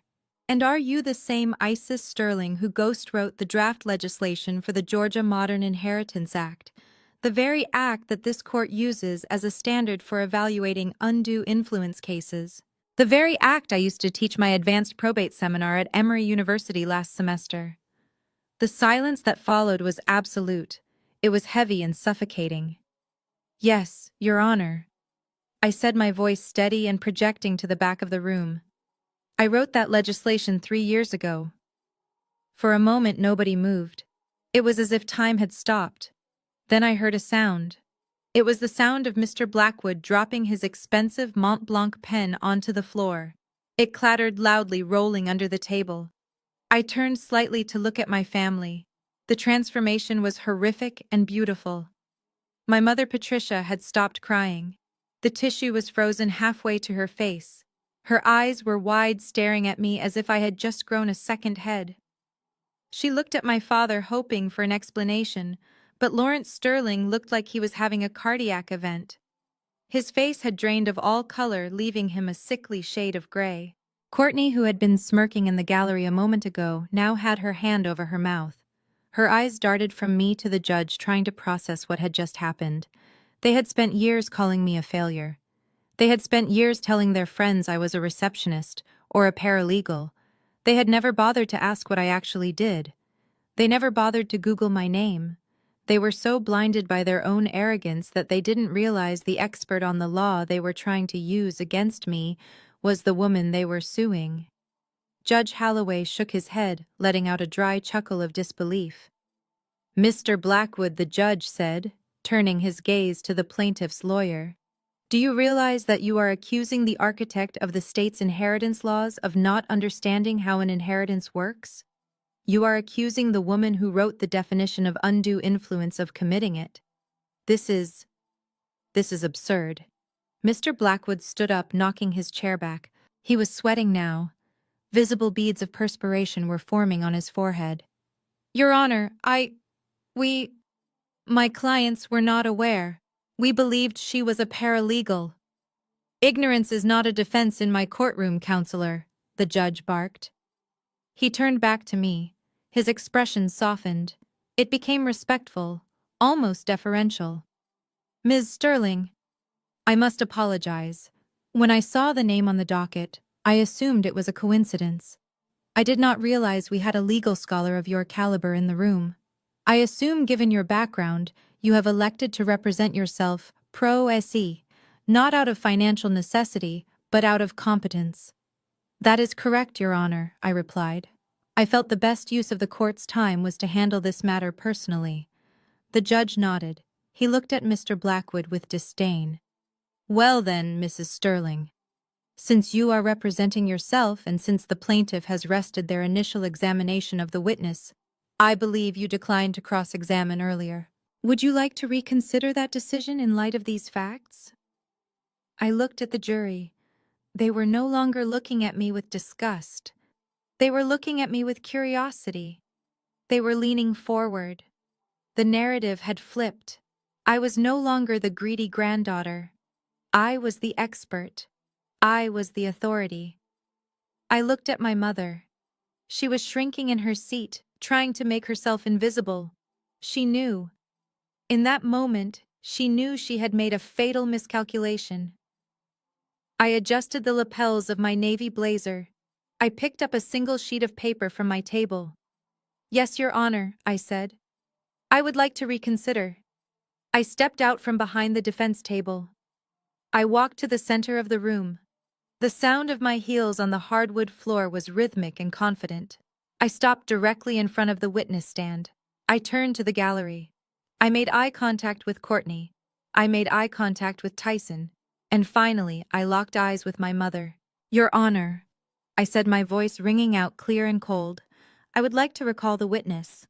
I pointed a finger at the woman shaking in the front row. "I call Patricia Sterling back to the stand, and I would remind her that she is still under oath, and that perjury in the state of Georgia is a felony punishable by up to 10 years in prison." My mother let out a small whimper. My father tried to grab her hand, but she pulled away. She stood up, her legs trembling so badly she had to grab the back of the bench for support. The bailiff opened the gate for her. She walked past me. I smelled her expensive perfume mixed with the scent of fear. As she sat down in the witness chair, she looked small. The grieving mother act was gone. Now she was just a liar caught in a trap of her own making. I walked up to the podium. I placed my single sheet of paper down. It wasn't notes. It was a bank statement. "Hello, Mother," I said. She didn't answer. "Let's talk about those visits to grandfather's house," I continued. "The ones where you said you brought him soup." I leaned forward. "Are you ready to tell the jury what was really in those Tupperware containers? Or should I play the security footage from the kitchen?" The judge leaned forward. The jury held its breath. And the slaughter began. The courtroom air was thick with tension, the kind of heaviness that usually precedes a thunderstorm. My mother sat in the front row, her face pale, her hands trembling in her lap. She had just been humiliated, but I wasn't done. I had dismantled the matriarch, and now it was time to topple the king. "Your Honor," I said, turning my back on the gallery and facing the judge. "The defense calls Lawrence Sterling to the stand." My father stood up. He buttoned his suit jacket, a reflex he had whenever he felt threatened. He adjusted his silk tie and walked to the witness stand with a strut that was entirely unearned. He looked at the jury and offered them a tight, practiced smile. He was trying to project the image of the grieving, successful businessman, the captain of industry, who was being persecuted by an ungrateful daughter. He sat down and placed his hand on the Bible. He swore to tell the truth. I almost laughed. Lawrence Sterling had not told the truth since 1998. I walked to the podium. I didn't look at my notes. I didn't need them. I had memorized every digit of his financial failures. "Mr. Sterling," I began, my voice respectful but firm. "You stated in your deposition that you are the CEO of Sterling Enterprises, is that correct?" My father leaned into the microphone. His voice was deep and resonant, the voice he used to charm investors. "That is correct, Isis. I have run the family business for 30 years. I built it into the empire it is today." "And how would you describe the current financial health of this empire?" I asked. My father chuckled. It was a condescending sound. "The company is thriving. We are looking at record profits this quarter. In fact, as I mentioned to my associates earlier, we are in the final stages of opening a branch in Dubai. We are global now." I nodded slowly, acting impressed. "Global," I repeated. "That sounds very expensive and very successful. So it stands to reason that a man running a global empire would have significant personal wealth, correct?" My father puffed out his chest. "I have done well for myself. I provide a very comfortable life for your mother and your brother. It is a shame you chose not to be a part of it." I ignored the jab. "So, Mr. Sterling, if you are so wealthy, why did you petition the court to freeze grandfather's assets immediately upon his death? You claimed in your filing that without immediate access to the estate, you would suffer, quote, irreparable financial harm, end quote." My father shifted in his seat. He cleared his throat. "Well, that is just standard legal language, Isis. It is about liquidity. Cash flow. Wealthy people do not keep their money in checking accounts. Our capital is tied up in investments. Real estate, stocks." "I see," I said. "Investments." I picked up a document from my table. It was a single sheet of paper, stamped with the logo of the Securities and Exchange Commission. "Mr. Sterling, I am holding a certified audit of your personal brokerage account. Can you tell the court what the balance of this account was as of this morning?" My father's eyes darted to his lawyer, Mr. Blackwood. But Mr. Blackwood was looking at his shoes, realizing he had walked into a massacre. I do not check the daily balance," my father stammered. "The market fluctuates." "Does it fluctuate to zero?" I asked. The room went silent. "Because according to this audit," I said, holding the paper up for the jury to see, "you liquidated your entire stock portfolio 5 years ago. Every single share, Apple, Google, Amazon, you sold it all." My father's face turned a blotchy shade of red. I, I was rebalancing my portfolio. I moved that money into other ventures. Ventures, I asked. Is that what we are calling the Lucky Seven Loan Shark Agency in downtown Atlanta? I picked up another document. This one was a high-interest loan agreement. Exhibit C, Your Honor. A promissory note signed by Lawrence Sterling dated 6 months ago, borrowing $200,000 at an interest rate of 25%. I walked closer to the witness stand.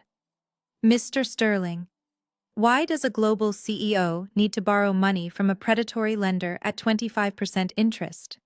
Is it to fund the expansion to Dubai? Or is it to pay the interest on the 3 mortgages you took out on the family home without mother's knowledge? My father was sweating profusely now. The sweat dripped down his temples, staining his expensive collar. You don't understand business. He snapped, his voice losing its smooth charm. You have to leverage debt. It is how the rich stay rich. Leverage, I said flatly. I said. Interesting word. I picked up the final document. It was a bank statement from a secret account my father thought he had hidden under a shell company name. Let's talk about leverage, Mr. Sterling. And let's talk about expenses. Because while you were borrowing money from sharks, and while you were telling the court you needed grandfather's money to survive, you were making a very specific recurring monthly payment. I turned the page. $50,000 a month, every month for the last 3 years, to an entity listed as the Sugar Palace, LLC. My father stopped breathing. His eyes went wide with genuine terror. He looked at my mother in the front row. I looked at the transaction details. I continued. And I did some digging. The Sugar Palace is not a business consultancy. It is not a real estate firm. It is a private account linked to a woman named Candy. I leaned in closer, my voice dropping to a whisper that was amplified by the microphone. Mr. Sterling, can you explain to the jury and to your wife sitting right there what kind of investment advice Candy provides for $50,000 a month? My father opened his mouth, but no sound came out. He looked like a fish flopping on a dock. Is it real estate advice? I pressed. Does she help you with the Dubai expansion? Or is Candy the reason you sold your stocks, drained your savings, and are currently trying to steal an inheritance that does not belong to you? Answer the question, Lawrence. Who is Candy? The silence in the courtroom was heavy enough to crush a man. My father looked at the judge, he looked at the jury, and then he looked at my mother. And in that moment, the facade of the successful businessman crumbled completely, leaving only a pathetic broke liar sitting in the witness chair. And then the screaming started. I did not have to wait for an answer. My mother, Patricia Sterling, provided the answer for him. Candy, she shrieked. Her voice was unrecognizable. It wasn't the voice of the poised society woman. It was the voice of a woman who had just realized her entire life was a lie. She stood up so fast her chair fell over with a loud crash. She ignored the bailiff. She ignored the judge. She marched toward the witness stand, her eyes locked on my father. You told me we were broke because of the economy, she screamed. You told me we had to fire the housekeeper because of inflation. You made me sell my mother's jewelry, Lawrence, and you were giving it to some stripper named Candy. Patricia, please sit down, my father begged, holding his hands up in defense. It is not what you think. It is a consulting fee. She is a consultant. A consultant, my mother yelled. She reached the witness stand. The bailiff was running toward her, but he was too late. She swung her hand with all the force of 30 years of repressed anger. The slap was louder than the gavel. It connected with my father's face with a sickening crack. His head snapped back. His glasses flew off his face and skittered across the floor, landing near the court reporter's feet. Order, Judge Holloway shouted, banging his gavel repeatedly. Order in this court. Bailiff, restrain that woman. The courtroom erupted into chaos. The jurors were gasping, whispering frantically to each other. The court reporter looked terrified. Mr. Blackwood put his head in his hands, realizing his career was likely over. I stood there in the middle of the storm, perfectly still. I watched the bailiff gently grab my mother's arms, pulling her away from my father. She was sobbing now, hysterical broken sounds that echoed off the high ceiling. "He is a liar," she screamed at the jury. "He is a broke liar. He told me he was a genius. He told me he would take care of me." My father sat in the witness chair holding his cheek, looking small and defeated. He didn't look like a CEO anymore. He looked like exactly what he was, a fraud. I looked at the judge. Judge Holloway was red in the face, furious at the loss of control in his courtroom. "Ms. Sterling," the judge barked at me. "Do you have any further questions for this witness?" I looked at my father. I looked at the man who had called me a failure my whole life. The man who had judged me for my cheap shoes while he was burning millions on a secret life. "No, Your Honor," I said calmly. "I think the witness has said everything he needs to say." I walked back to my table and sat down. My mother was escorted back to her seat, sobbing into her hands. My father was led off the stand, still looking for his glasses, but the show wasn't over. There was one more rat on the sinking ship, and rats panic when the water rises. Suddenly, from the gallery directly behind where my parents were sitting, my brother Tyson stood up. He didn't look sad. He didn't look worried about his parents' marriage imploding. He looked terrified for his own wallet. He saw the inheritance evaporating. He saw the yacht disappearing. He saw the easy life he felt entitled to slipping through his fingers. "This is ridiculous," Tyson shouted, his voice cracking. "Who cares about Dad's affairs? That doesn't prove anything about the will." "Sit down, sir," the bailiff warned, moving toward him. "No, I will not sit down," Tyson yelled, pointing a shaking finger at me. "You think you have won ISIS. You think just because Dad is broke you can take everything. Well, guess what? We don't need Dad's money." He grabbed Courtney's arm, pulling his wife up from her seat. Courtney looked horrified. She tried to pull away, but Tyson held on tight. "My wife has money," Tyson declared, his eyes wild with desperation. "You forgot who she is, didn't you, Isis? She is a Hamilton. Her father is the senator. She has a trust fund that makes your inheritance look like pocket change. So go ahead, keep the building. We don't need it. Courtney is going to buy us a house twice as big." The courtroom fell silent again. All eyes turned to Courtney. I looked at my sister-in-law, the woman who had sneered at me in the rain, the woman who had bragged about custom yachts. She wasn't looking at Tyson with love. She was looking at him with pure, unadulterated panic. Her face had gone completely white. She was shaking her head slightly, mouthing the words, "Stop." But Tyson was too stupid to stop. "Tell her, babe," Tyson said, nudging her. "Tell her we are rich. Tell her we are going to bury her in legal fees until she begs for mercy." I leaned back in my chair. A small, cold smile played on my lips. Tyson had just made the biggest mistake of his life. He had just tied his raft to an anchor thinking it was a life preserver. I looked at the judge. "Your Honor," I said softly, "since Mr. Tyson Sterling has so graciously introduced the topic of his wife's finances, I would like to call my next witness." I looked directly at Courtney. "I call Courtney Sterling to the stand, and I would like her to bring her purse, because I believe she has a receipt in there that the court needs to see." Courtney's knees buckled. She sank back into the bench, burying her face in her hands. Tyson looked confused. "Babe, what is wrong? Tell them." I picked up my red marker and drew a circle in the air. The father was down, the mother was broken, and now it was time for the final execution. The heavy oak doors of the courtroom swung shut behind me as the judge called for a 15-minute recess. The air in the hallway felt cooler, but the adrenaline pumping through my veins made my skin burn. Inside the chamber, my family was in shambles. My father was broken. My mother was humiliated. But there was one head left on the hydra that needed to be severed. Courtney. I watched her rush out of the courtroom. She did not go to comfort her husband. She did not go to check on her sobbing mother-in-law. She clutched her designer purse to her chest and made a beeline for the ladies' restroom at the far end of the corridor. Her face was a mask of panic and fury, She needed a safe space to regroup. She needed a place to vent.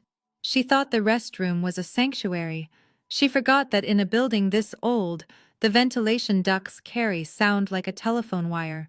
And she definitely forgot that I had entered the restroom exactly 30 seconds before her, slipping silently into the handicap stall at the far end and locking the door. I sat on the closed lid of the toilet, my feet pulled up so they would not be visible under the gap. I held my breath. The door to the restroom banged open. The sound of Courtney's heels clicking aggressively on the tile floor echoed off the porcelain walls. She didn't check the stalls. She assumed she was alone because who else would be in a public courthouse bathroom during the trial of the century? I heard the sound of a lock clicking on the stall door furthest from me. Then the distinct sound of frantic dialing. "Pick up, Mother," Courtney hissed. "Pick up, pick up, pick up, pick!" There was a pause, then a sigh of relief. "Mom," she whispered. But it was a loud whisper, the kind that bounces off bathroom tiles. "You have to help me. It is a disaster. The whole thing is falling apart." I pulled my phone from my pocket. I opened the voice memo app. I pressed the big red record button. The waveform on the screen jumped as it caught her voice. "No, Mom, you do not understand," Courtney snapped. "Lawrence is an idiot. He got caught. He has no money. He has been spending it all on some stripper. I know it is disgusting. I knew marrying into this family was a risk, but I thought at least the old man had cash." She paused, listening to her mother on the other end. "I don't care about Tyson," she shouted, her voice rising. "Tyson is a spineless loser. I can divorce him any time, but I need to secure the bag first. If we lose this lawsuit, I walk away with nothing. I wasted 3 years of my life pretending to like these people." I watched the red timer on my phone count up. 40 seconds, 50 seconds. This was gold. But I needed more. I needed the real Courtney. "Yes, I am playing the victim," she said, laughing, a cold, cruel sound. "The jury is eating it up. They look at me and they see a sweet, innocent white girl being bullied by her husband's aggressive family. It is easy. I just cry a little and they melt." Then her voice dropped lower, filled with a venom that chilled the air. "I just need to get through 1 more hour, Mom. Once I get the settlement, I am filing for divorce. I am taking the money and I am going back to Connecticut. I am done with Atlanta. I am done with the humidity. And I am definitely done with these stupid black people and their drama. They think they are so special because they have a little money, but they are just trash wrapped in Gucci." My thumb hovered over the stop button. Stupid black people. Trash wrapped in Gucci. There it was. The hate crime disguised as a marriage. "I just need the old man's money," she continued. "I earned it, Mom. I had to let those people hug me. I had to eat their greasy food. I earned every penny." I stopped the recording. I saved the file. I named it The Real Courtney. I lowered my feet to the floor. I flushed the toilet. The sound was like a thunderclap in the quiet restroom. I heard Courtney gasp. Silence fell instantly. I unlocked my stall door slowly. The metal latch scraped loudly against the frame. I pushed the door open and stepped out. I walked to the sinks. I pumped some soap onto my hands. I turned on the faucet. I washed my hands thoroughly, taking my time. I looked at myself in the mirror. My navy blazer was sharp. My expression was calm. I looked at the reflection of the stall door behind me. Courtney stepped out. Her face was drained of all color. She was holding her phone so tightly her knuckles were white. Her eyes were wide with terror. "Isis," she stammered. How long have you been in here?" I turned off the water. I grabbed a paper towel and dried my hands. "Long enough, Courtney," I said. I turned to face her. She backed up, hitting the wall. "You know," I said, leaning against the sink, "the acoustics in here are really wonderful. The tile really amplifies the high frequencies, especially the frequency of a racist meltdown." She swallowed hard. You can't use that. It is illegal to record someone without their consent." I smiled. Actually, in the state of Georgia, only one party needs to consent to a recording. And since I was a party to this conversation by virtue of being in the room, I consented. I held up my phone. The screen was still glowing. "See you back in court, sister-in-law," I said. I walked past her. She reached out to grab my arm, but I sidestepped her effortlessly. "Wait," she begged, her voice desperate. "Isis, wait. We can make a deal. I will make Tyson settle. I will make them drop the lawsuit. Just delete it, please.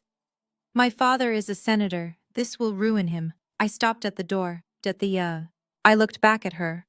"Your father should have taught you better," I said. "He should have taught you that money can buy a lot of things, Courtney. But it cannot buy silence. Not anymore." I walked out, leaving her trembling in the cold, sterile light of the bathroom.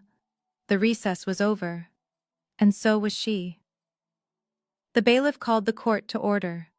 Everyone stood up as Judge Holloway returned to the bench. The atmosphere in the room had shifted. My father was slumped in his chair looking at the floor. My mother was staring blankly at the wall. Tyson was chewing his fingernails, looking nervously at the empty witness stand. And then Courtney walked in. She looked like she was walking to the gallows. She tried to smile at the jury, but it looked like a grimace. She sat down next to Tyson, but she didn't look at him. She looked at me. Her eyes were pleading. She was begging me with her eyes to show mercy. But mercy was not on the docket today. I stood up. "Your Honor," I said. "The defense calls Courtney Sterling to the stand." Courtney stood up on shaky legs. She walked to the stand. She took the oath. Her hand was shaking so bad she almost dropped the Bible. She sat down. She smoothed her skirt. She took a sip of water. I walked to the podium. I placed my phone on the wooden surface in plain view. Courtney's eyes locked onto it. "Mrs. Sterling."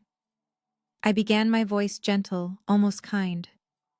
"You testified earlier that you loved my grandfather, Cyrus Sterling, very much. Is that correct?" "Yes," she whispered. "I loved him like my own grandfather. And you testified that you were heartbroken when he passed away." "Devastated," she said, gaining a little confidence. "I cried for days." I nodded. "Where were you, Mrs. Sterling, on the night of October 14th? The night my grandfather died?" Courtney blinked. She licked her dry lips. I was at a charity gala," she said. "In Nevada. For the Sterling Hope Initiative. We were raising money for pediatric cancer. I wanted to be home with Cyrus, but I had a duty to the children." "A duty," I repeated. "That sounds very noble. So you were at the gala from what time to what time?" "From 7 p.m. until midnight," she said. "I gave the keynote speech." "I see." I picked up a document from my table. "Your Honor, I would like to submit Defense Exhibit D. These are the GPS location logs from Mrs. Sterling's cell phone provider, subpoenaed this morning." Courtney froze. "Mrs. Sterling," I said, looking at the paper, "according to this, your phone was indeed in Las Vegas on the night in question. But it was not at the convention center where the gala was held." I looked up at her. "From 8 p.m. until 3 a.m., your phone was stationary at a location called the Sapphire Palace, specifically the high-limit slot machine lounge." The jury murmured. Courtney shook her head. That must be a mistake," she stammered. "The GPS is wrong. I was at the gala. I have witnesses. We checked the gala logs too," I said. "You signed in at 7. You left at 7:15. You spent 15 minutes with the sick children, Courtney. And you spent 7 hours at the casino." "I am not a gambler," she shouted. I was meeting a donor." "A donor?" I asked. "Interesting." I picked up another piece of paper. "Because this bank statement from your charity account shows a $50,000 withdrawal at the casino cage at 11:42 p.m. I took a step closer. "My grandfather died at 11:45 p.m. Courtney. 3 minutes later. While his heart was stopping, you were cashing out charity money to play blackjack." "No," she screamed. "That is a lie. You are twisting everything." "Am I twisting it?" I asked. Or am I just revealing who you really are? I walked back to the podium. I picked up my phone. You claim you love this family, Courtney. You claim you are the victim here. But I think the jury deserves to hear what you really think of the Sterlings. I tapped the screen. Your Honor, I would like to introduce one final piece of evidence. A digital recording taken approximately 10 minutes ago during the court recess. Courtney stood up. No, you cannot play that. It is private. The judge looked at me. Is this relevant to the case, Ms. Sterling? It goes to the witness's credibility, Your Honor, I said. And to her motive for this entire lawsuit. Allow it, the judge said. I pressed play. Courtney's voice boomed through the courtroom speakers, clear and sharp. I don't care about Tyson. He is a spineless loser. I just need to secure the bag. Tyson's head snapped up. He looked at his wife in horror. The recording continued. I am done with these stupid black people and their drama. They are just trash wrapped in Gucci. The silence in the courtroom was absolute. The jurors looked at Courtney with open mouths. The judge looked furious. My mother covered her face with her hands. I stopped the recording. Trash wrapped in Gucci, I repeated. Is that how you see your husband, Courtney? Is that how you saw my grandfather? Just a source of money that you had to tolerate? Courtney was hyperventilating. Her face was red. She looked trapped. She looked like a cornered animal. And then she snapped. She slammed her hands down on the witness stand. Yes, she screamed. Yes, that is what you are. Look at you. You think you are so smart with your little suits and your little words. But you are nothing. She pointed a shaking finger at the jury. You tricked me, she yelled, her eyes wild. You gamed the system. But they won't believe you. Look at this jury. They know who I am. I am a Hamilton. My father is a senator. I am a white woman in America, and you are just a... She didn't finish the sentence. She didn't have to. The word hung in the air, heavy and ugly, unspoken, but heard by everyone. The courtroom erupted. The judge was banging his gavel so hard I thought the handle would break. Get her off the stand, the judge roared. Removal, now! Courtney was still screaming as the bailiff grabbed her arm. I am the victim here, she shrieked as she was dragged away. I am the victim. They stole my money. They stole my life. I stood there calmly watching her self-destruct. She had bet everything on her privilege. She thought her skin color and her last name would protect her from the truth. She thought she could charm the jury and crush the black sheep. But she forgot one thing. Sheep get slaughtered. But I wasn't a sheep. I was the wolf who had finally come home to eat. The courtroom was silent, but it was not the silence of peace, it was the silence of a held breath. Courtney had been dragged out screaming, leaving a vacuum of shock in her wake. The jury looked exhausted. They had seen the ugly underbelly of a wealthy family, and they were disgusted. But I needed one more nail in the coffin. I needed to prove that not only were they greedy, but they were completely absent when it mattered most. Your Honor, I said, my voice cutting through the quiet. The defense calls its final witness, Mrs. Clara Higgins. The heavy doors opened and a woman in her 60s walked in. She was wearing a simple navy blue dress and sensible shoes. She walked with the kind of dignity that cannot be bought, the kind that comes from a lifetime of service. Mrs. Higgins had been the head nurse at the private hospice care agency that looked after my grandfather for the last 2 years of his life. She was the woman who had held his hand when I stepped out to use the restroom. She was the woman who had washed his body. She was the woman who knew the truth. My mother, Patricia, looked at Mrs. Higgins and frowned. She whispered something to my father. I knew exactly what she was saying. She was asking who this woman was. My mother did not recognize the woman who had cared for her own father for 700 days. That was all the jury needed to know, but I was going to make sure they heard it out loud. Mrs. Higgins took the stand. She adjusted her glasses and looked at me with a warm, grandmotherly smile. Mrs. Higgins, I began, can you tell the court what your relationship was to the late Cyrus Sterling? I was his lead palliative care nurse. She said, her voice soft but firm. I was with him 12 hours a day, 6 days a week, for the last 18 months of his life. I nodded.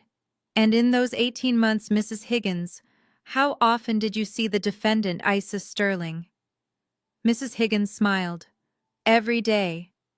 Miss Isis was there every single evening after work. She would bring her laptop and work quietly in the corner while he slept. When he woke up, she would read to him. She learned how to change his oxygen tank. She learned how to adjust his pillows so he wouldn't get bed sores. Toward the end, when he couldn't feed himself, she was the one who spoon-fed him his broth.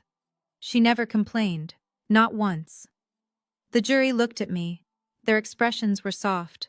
"And what about the plaintiffs?" I asked, pointing to the table where my parents and Tyson sat.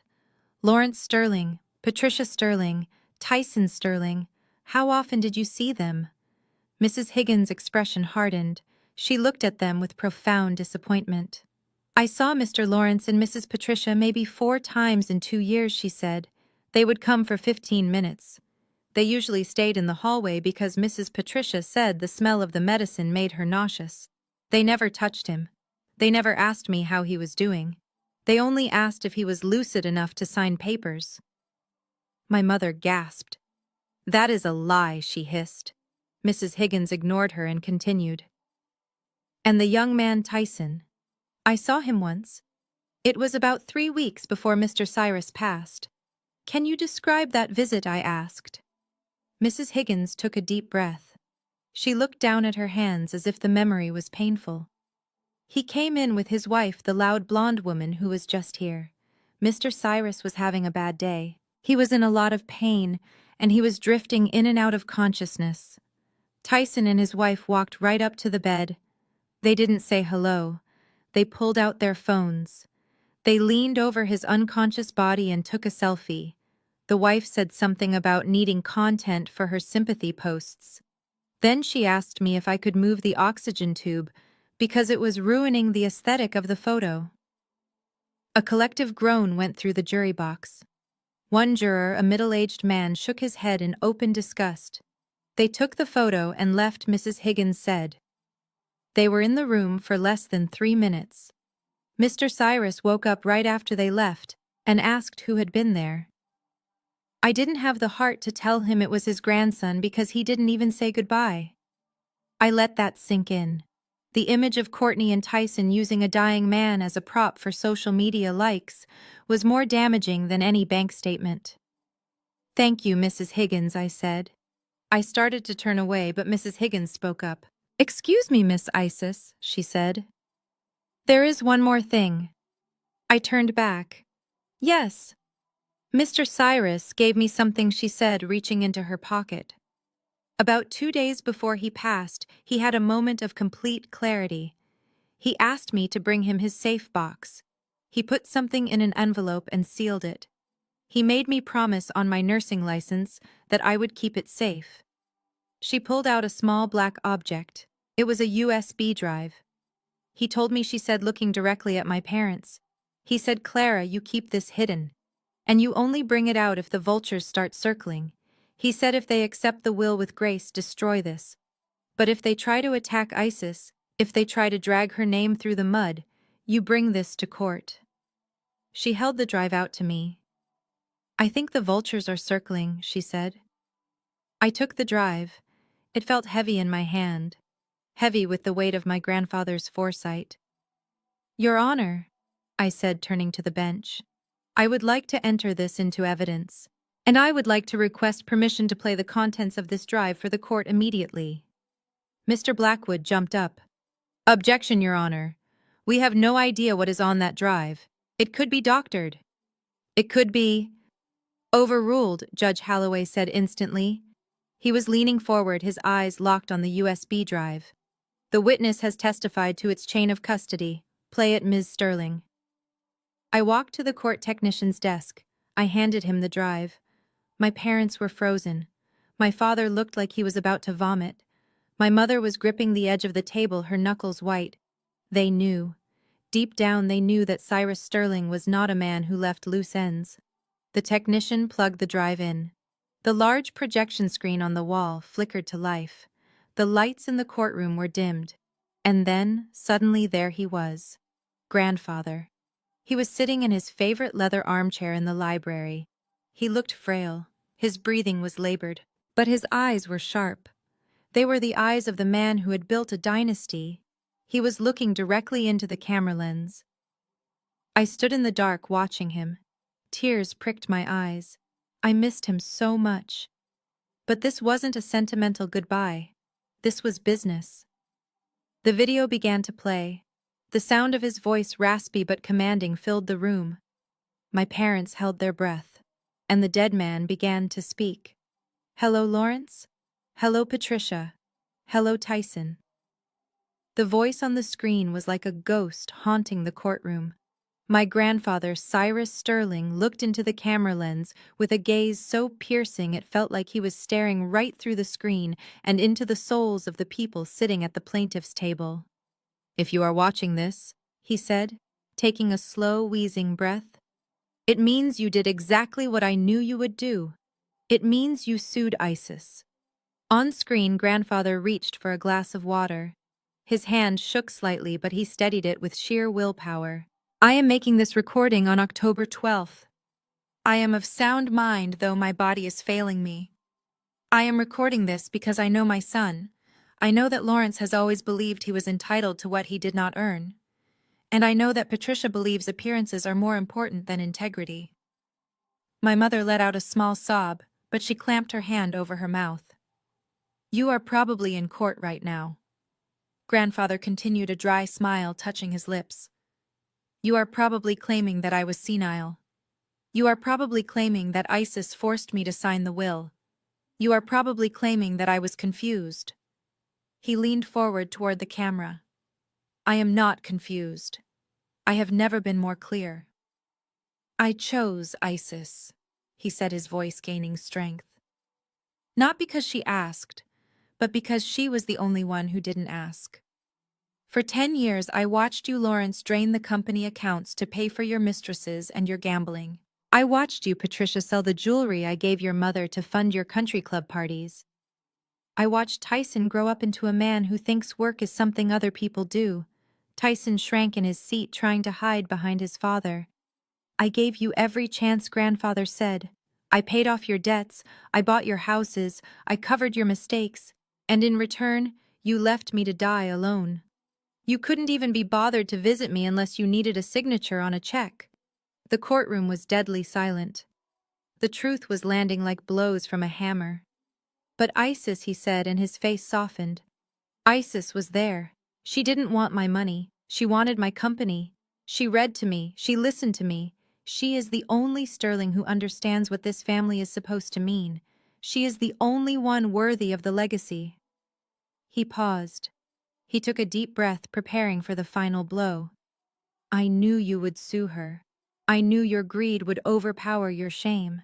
So I added a clause to my estate plan, a clause that is triggered only by the act of contesting the will." My father looked up. His eyes were wide with panic.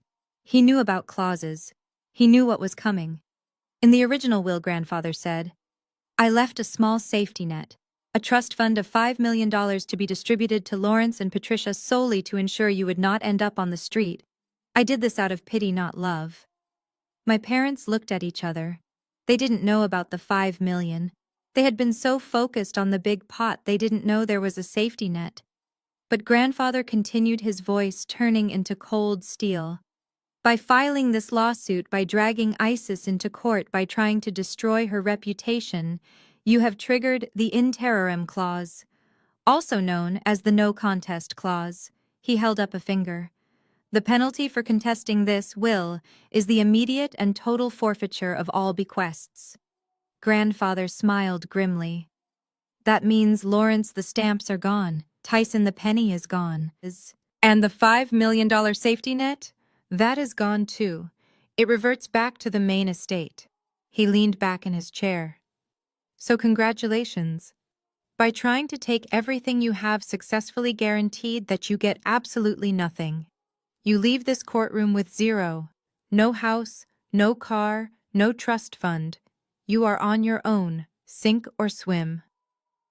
He looked at the camera one last time. "ISIS, if you are watching this, keep your head up. You are the CEO now. Run the company like I taught you, and do not give them a dime. They need to learn how to survive in the real world."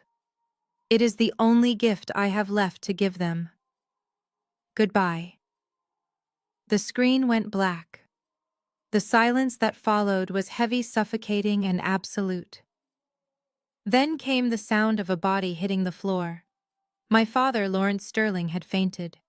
He slid out of his chair and collapsed onto the hardwood floor in a heap of expensive fabric and broken dreams. My mother didn't check on him. She sat frozen, staring at the black screen, her mouth opening and closing like a fish out of water. She had just realized the magnitude of her mistake. She had walked into this courtroom with a chance at $5 million, and she had talked herself out of every single cent. Tyson was shaking his head, muttering "no, no, no" over and over again. He pulled out his phone, probably checking his bank balance, realizing that the safety net he had always relied on was gone forever. I stood up. I looked at the chaotic scene, the bailiff rushing to my father, the lawyer, Mr. Blackwood, packing his briefcase with frantic speed, trying to escape the disaster before he got sued for malpractice. I looked at the judge.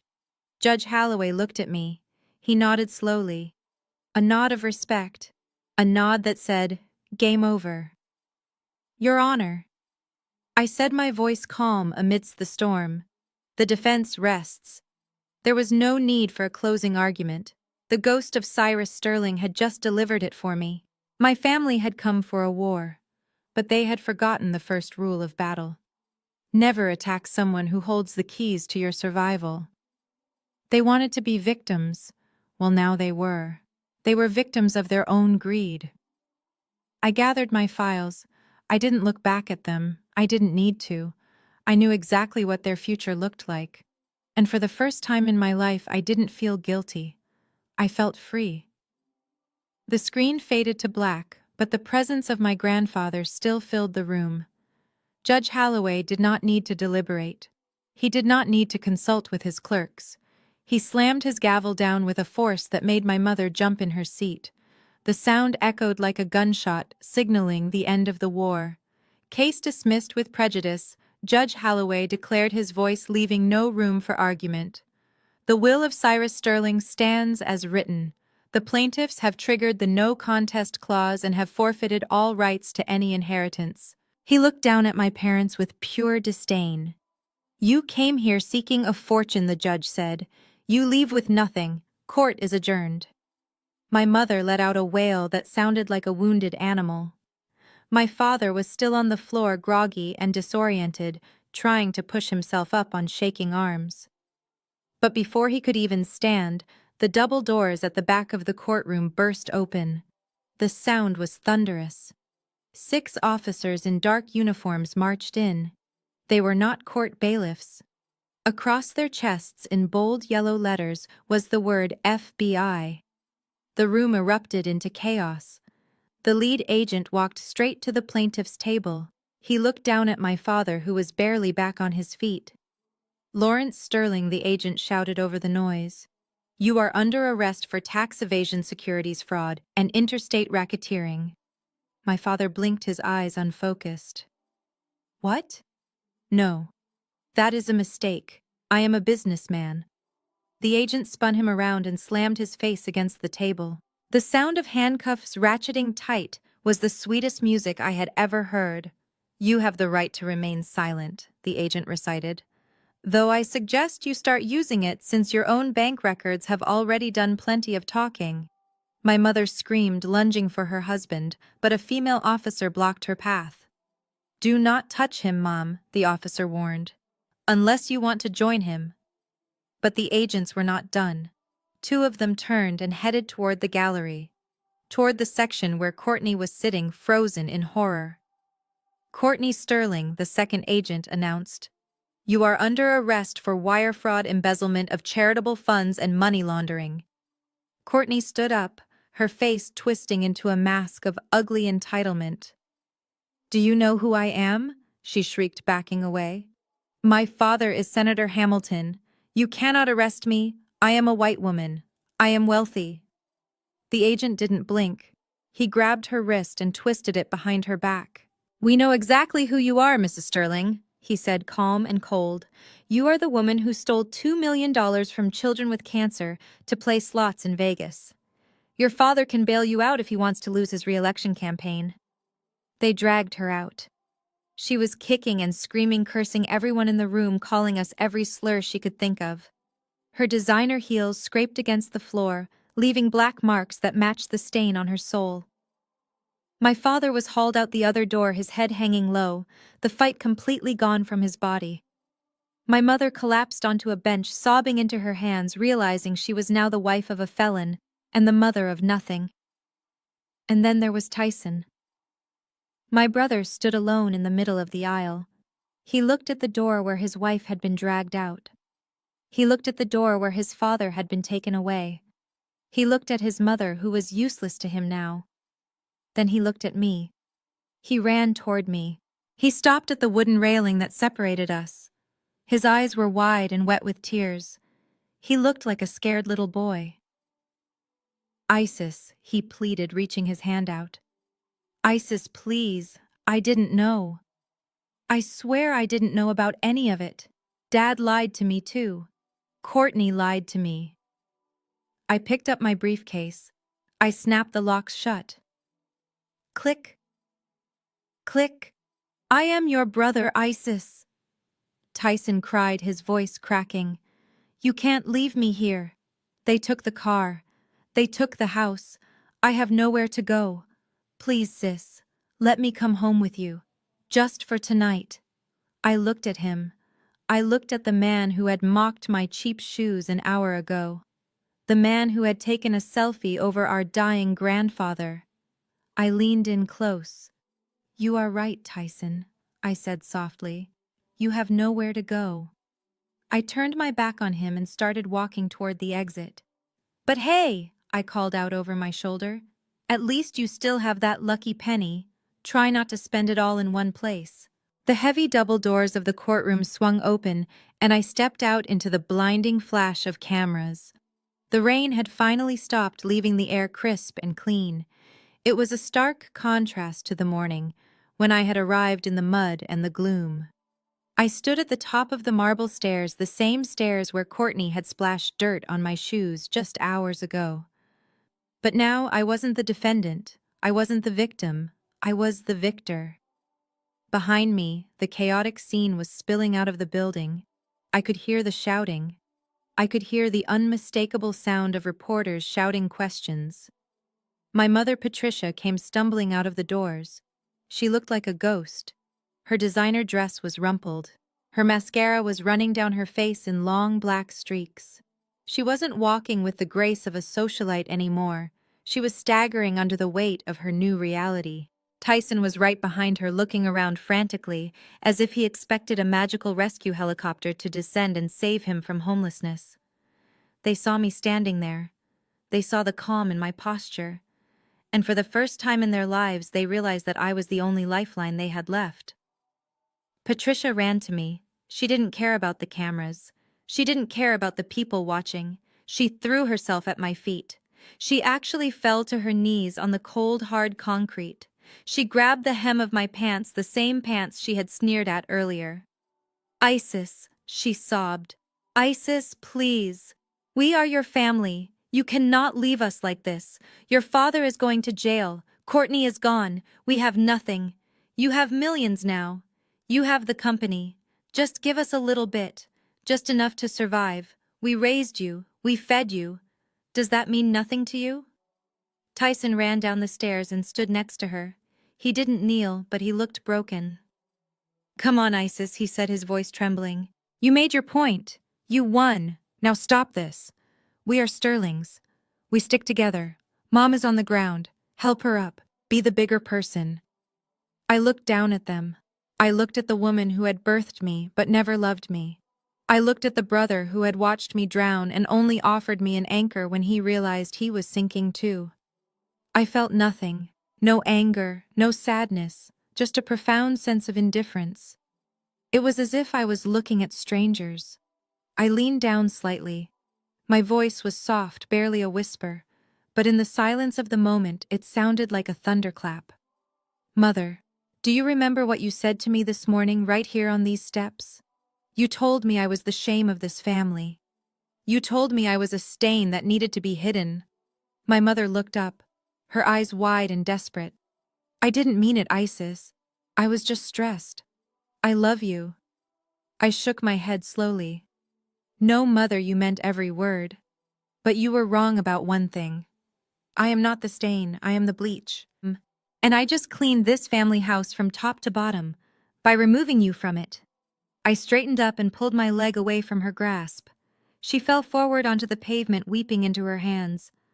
A sleek silver Bentley pulled up to the curb, purring like a panther. It was the car my grandfather had left specifically for me in a separate garage, a car my family didn't even know existed. Marcus, my driver, stepped out and opened the rear door. He looked at my mother on the ground, then he looked at me. He didn't say a word, he just nodded. I walked down the stairs. I stepped past Tyson, who was standing there with his mouth open, too shocked to even speak. I slid into the back seat. The smell of expensive leather and freedom filled my lungs. I closed the door. The heavy thud shut out the noise of the world. Through the tinted glass, I watched them. I watched my mother screaming at the closed window. I watched Tyson crying. I watched the police lights reflecting in the puddles as the transport van arrived to take my father away. I reached into my purse and pulled out a pair of black sunglasses. I slid them onto my face, shielding my eyes from the glare of the paparazzi. I leaned back against the seat. Marcus caught my eye in the rearview mirror. "Where to, Ms. Sterling?" he asked. I smiled. It was a real smile, a smile that reached all the way to my soul. "Take me to the office, Marcus," I said. "We have an empire to run." The car pulled away, leaving the wreckage of the Sterling family behind in the distance. I didn't look back. I didn't need to. My future was straight ahead, and for the first time in my life, the view was perfect. This story teaches us that your value is not defined by how your family treats you. Isis spent years being called a failure by people who were actually jealous of her brilliance. She learned that true power is not about being loud or flashy. It is about moving in silence and letting your success make the noise. Sometimes the most toxic people in your life are the ones who share your DNA, and cutting them off is not an act of cruelty, it is an act of survival. You have to be willing to walk alone to get to the place where you truly belong. If you have ever had to build your own table because your family would not give you a seat, hit that like button and subscribe. Share this story with someone who needs to know that being the black sheep just means you are the only one who isn't following the herd off a cliff. Leave a comment below if you are currently writing your own success story. I want to cheer you on. Thanks for watching, and remember, the best revenge is not revenge at all, it is simply being happy and successful without them.